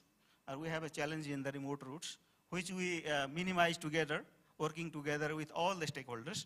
So I would like to ensure that Civil Aviation Authority of Nepal is for the safety. Safety of our people, safety of the property, safety of all. So thank you very much. Thank you. Time 6 please. Okay. This is a general question. Yeah, Can actually, only thing is that I am missing that underwriter is not here.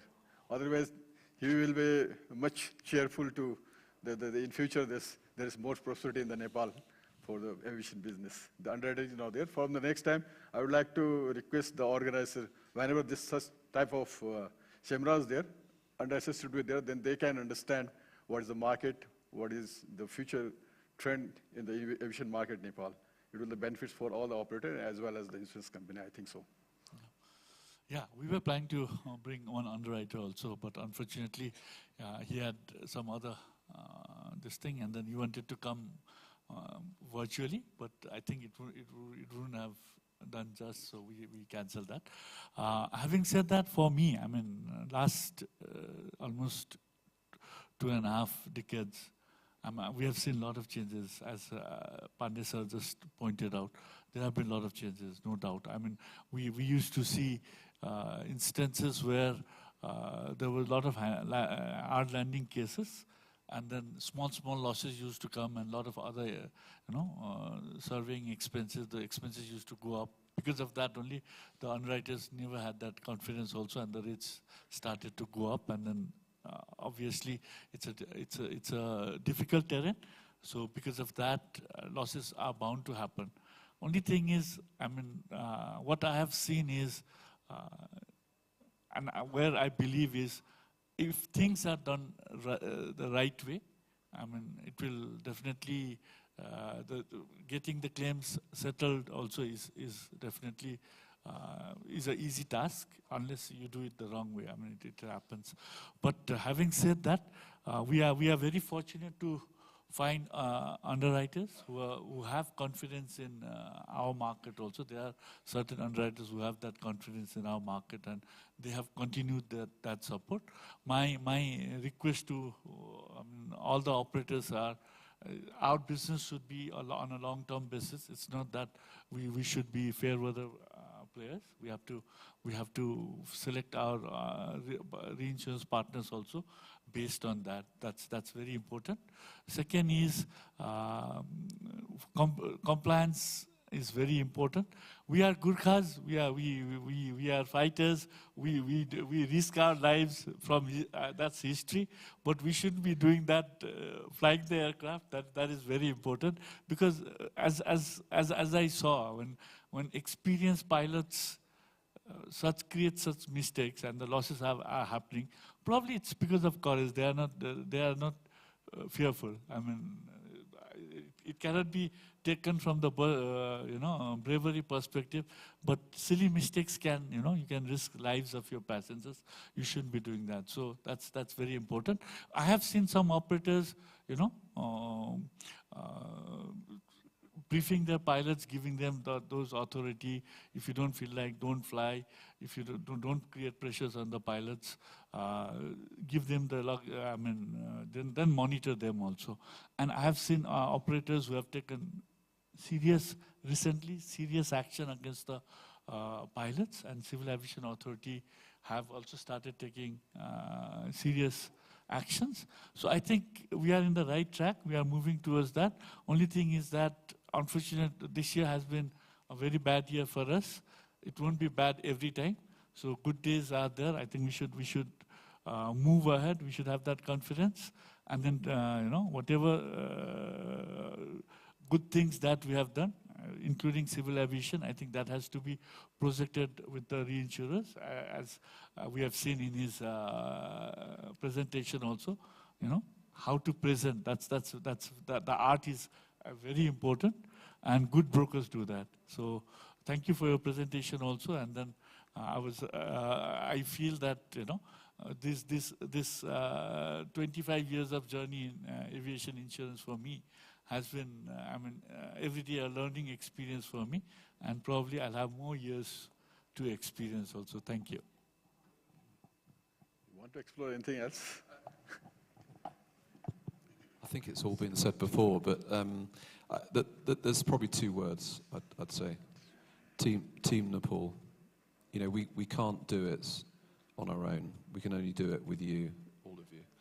And I think, whether it be the operators, whether it be the CA, whether it be the adjusters, the insurers, reinsurers, the lawyers, we're all working as a team. And if we can get to a point where we can direct our actions to improve the overall product, that's ultimately where we want to be. Yes, thank you very much. Time Sidhu. You question so the birds by road. Without a so the partner. Okay. Thank you very much for the panelists. It's my first time as a moderator. I don't know is the good question or bad question. I just try to ask the question and all. So I think this is a very fruitful incitement and the fruitful session whole day. I think those who are participating in this hall, they will take some different kind of knowledge, what we have shared in the session, and we will keep in touch. And we expect that we will explore more and more prosperity in the aviation sector for the operator side and the insurance company, as well as from the military side. And your job is after that. Thank you very much. Yes, a big round of applause for our moderator and for our panelists for this fantastic session. Thank you very much. All our panelists have also been our keynote speakers, so they've already gotten their token of appreciation. But to our moderator, we would now like to felicitate and give this token of appreciation. I'd like to request Surya sir to kindly join us onto the stage and felicitate our moderator, Mr. Janki Chedri, the president of Nepal Insurance Association. Thank you very much, sir, for doing this for us and for bringing together a group of panelists and a lot of information and knowledge that they had to share on aviation insurance.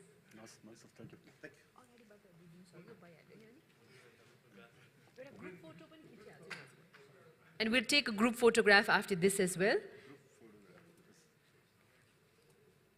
And for the group photograph, I'd like to request Raju sir to also kindly join us onto the stage.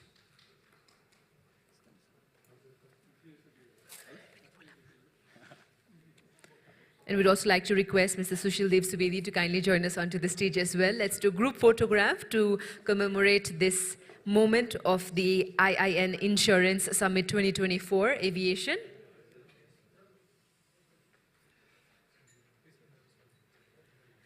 Ladies and gentlemen, this was the last session. We have some closing remarks and then we're moving for the dinner and networking event. Thank you so much for being patient with us and for being with us throughout the day as well.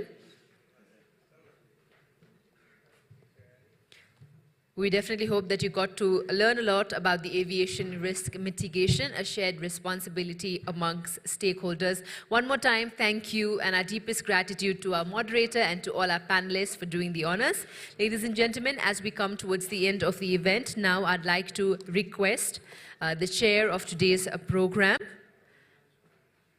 and the chairman of Insurance Institute of Nepal, Mr. Rajraman Paudel, for the closing remarks and vote of thanks.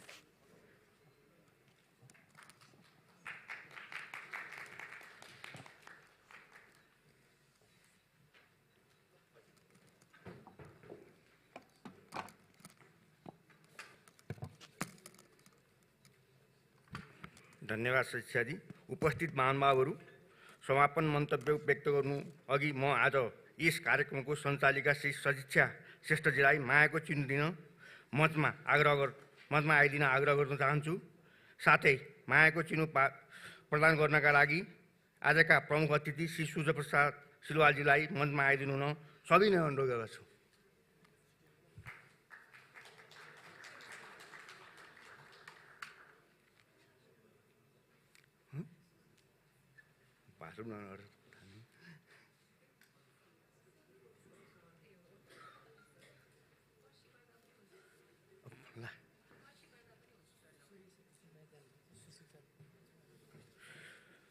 सुशील देव सुवेदीजीलाई मायाको चिन्ह दिनलाई म अनुरोध गर्छु।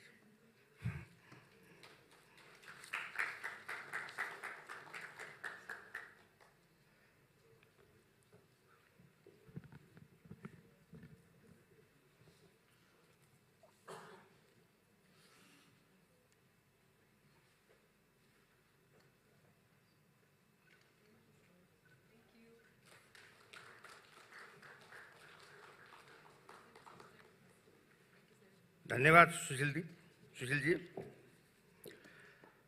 हामी अब अन्तिममा आइपुगेका छौँ। अबको कार्यक्रमको एउटा च्याप्टर सिद्धिसकेको छ। अब सबैलाई धन्यवाद दिने कार्यक्रममा म उपस्थित भएको छु। आदरणीय विशेष अतिथिज्यू, राष्ट्रिय अन्तर्राष्ट्रिय अतिथि महानुभावहरू, विभिन्न संस्थाबाट पाल्नुभएका अतिथि प्रतिनिधिज्यूहरू र कार्यक्रमका सहभागी साथीहरू, इन्सुरेन्स इन्स्टिट्युट अफ नेपाल आयोजना गरेको अन्तर्राष्ट्रिय हवाई बिमा सम्बन्धी सम्मेलन 2024लाई सफल बनाउनका लागि आफ्नो अमूल्य योगदान, सक्रिय सहभागिता र निरन्तर सहयोगको लागि आयोजक इन्सुरेन्स इन्स्टिट्युट अफ नेपालको तर्फबाट म राजुरमन पौडेल तपाईहरु सबैलाई हृदयदेखि नै धन्यवाद दिन चाहन्छु। यस सम्मेलनमा नेपालको परिप्रेक्ष्यमा हवाई बिमा तथा उड्डयन जोखिम व्यवस्थापनका विषयहरूमा देखिएका समस्या तथा वर्तमान चुनौतीहरू र भविष्यमा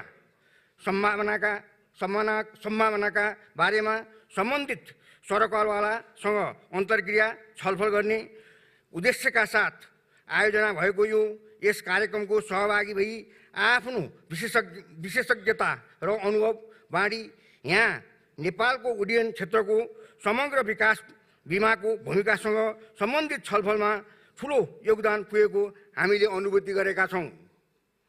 हवाई बिमाको उद्योगलाई अगाडि बढाउने उद्देश्यले व्यापक सहकार्य, साझा अन्तर्राष्ट्रिय र दूरदर्शी छलफलको लागि हामीले गरेको सानो प्रयासले को रूपमा स्वीकार गर्नुभएकोमा सबैलाई पुनः धन्यवाद दिँदै हामीले स्फुटन गरेका संवादहरू नवीनतम विचारहरू फलदायी रहेको अनुभूति गरेको छु, जसले हवाई बिमामा को क्षेत्रमा आगामी दिनमा सही दिशा बोध हुने आशा र कार्यक्रमहरूबाट पलाएको अनुभूति भएको छ। हामी हाम्रा आदरणीय वक्ताहरू र प्यानल सदस्यहरूलाई उहाँहरूको विशेषज्ञता, अनुभव र दृष्टिकोणमा हामीमाझ उजागर गरेकोमा हृदयदेखि नै आभार व्यक्त गर्दै, जसले गर्दा हाम्रो समाजलाई समृद्धि बनाएको छ भने हामीलाई हवाई बिमा क्षेत्रको विस्तार एवं विकासमा थप उचाइमा सकारात्मक रूपमा बलियो आधार निर्धारण गरेको महसुस गरेका छौँ। हामी कृतज्ञता ज्ञापन गर्दै चाहन्छौँ कि हाम्रा प्रायोजकहरू तथा सहभागी सम्पूर्णप्रति, जसले गौरवमय उपस्थितिको कार्यक्रममा शोभा बढाउनु भएकोमा काम गरेको छ, कार्यक्रमको सफलताको महत्त्वपूर्ण भूमिका खेलेको छ। यस कार्यक्रमको सफलताको लागि अतुलनीय सहयोग पुर्याउनु हुने भएकोमा श्री अर्थ मन्त्रालय, श्री संस्कृति पर्यटन तथा नागरिक उड्डयन मन्त्रालय, श्री पर्यटन विभाग तथा नेपालको वित्तीय क्षेत्रका नियमकारी निकाय तथा हाम्रा अभिभावकीय संस्था श्री बीमा प्राधिकरण, श्री नेपाल राष्ट्र ब्याङ्क लगायत वायु सेवा सञ्चालक, राष्ट्रिय तथा अन्तर्राष्ट्रिय पुनर्विमक, अन्डरराइटर, क्षति मूल्याङ्कनकर्ता, निर्जीवन बिमा कम्पनी, बिमा दलाल, अन्य बिमा उड्डयन क्षेत्रका प्रमुख सरोकारवाला समेतका उत्साहजनक सहभागितामा भव्य रूपमा सञ्चालित यस कार्यक्रममा सम्पूर्ण सहभागीलाई तथा तयारी तथा सफलताको लागि अहोरात्र खटिएका हाम्रा कर्मचारी साथीहरू र प्राविधिक सहयोगीहरू प्रति आभार छौँ, जसको अथक प्रयासबाट यो कार्यक्रम निरन्तर रहनले यस सम्मेलनको निरन्तर प्रक्रियागत कार्यलाई सार्थक तुल्याएको छ।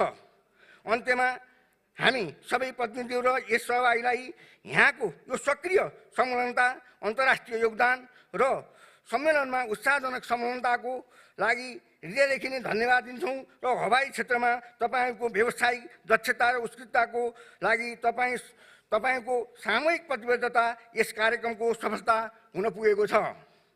यस ऐतिहासिक सम्मेलनको समापन गर्दै अन्तर्राष्ट्रिय हवाई बिमा सम्मेलन 2024लाई परिभाषित गर्ने सहयोग, सकारात्मक दिशानिर्देश र व्यावसायिक उत्कृष्टताको भावनालाई अगाडि घनीभूत रूपमा बढाउँ र यसमा भएका समाज सम्बन्ध, विचारको आदान प्रदान सहितको साझेदारीलाई सकारात्मक परिवर्तनलाई निरन्तरता दिइरहेको भन्नेमा हामी ढुक्क छौँ।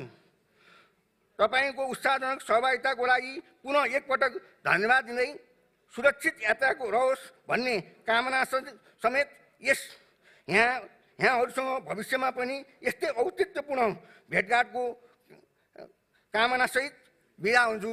धन्यवाद।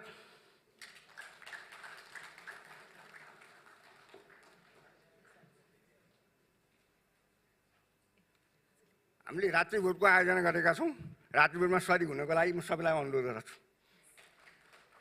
Thank you very much. Mr. Paudel expressed his gratitude to all the experts who've been a part of this event today and thanked them for sharing their thoughts, their views, as well as the wealth of knowledge that they brought and have brought onto the stage, which they had accumulated over the years. He also believes that collaborations like this will really give a big push to the aviation insurance environment in Nepal. And looks forward to more such collaborations in the future as well. Ladies and gentlemen, a small announcement one more time. Mr. A, Deputy Director General, Corporate Directorate, Civil Aviation Authority of Nepal, would like to present a book to Mr. Rajraman Paudel. So we'd like to request Raj sir to kindly step forward to accept this. And Surya sir as well, we'd like to request Surya sir to kindly accept this on behalf of Civil Aviation Authority of Nepal. We'd like to request the gentleman to us.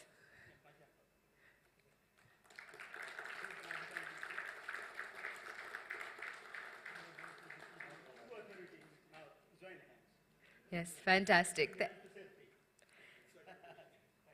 Thank you very much, Mr. Pandey, for doing the honors. Ladies and gentlemen, it has been a wonderful one-day summit where we talked about insurance in terms of aviation. We'd like to thank each and every one of you for your participation, for engaging in conversations, and for being with us throughout the day as well. We'd like to request all of you to kindly join us for dinner outside, and we look forward to meeting you in similar scenarios where we'll be discussing and joining hands together to further better the aviation insurance scenario in Nepal. Thank you very much, and have a lovely evening ahead. Thank you all.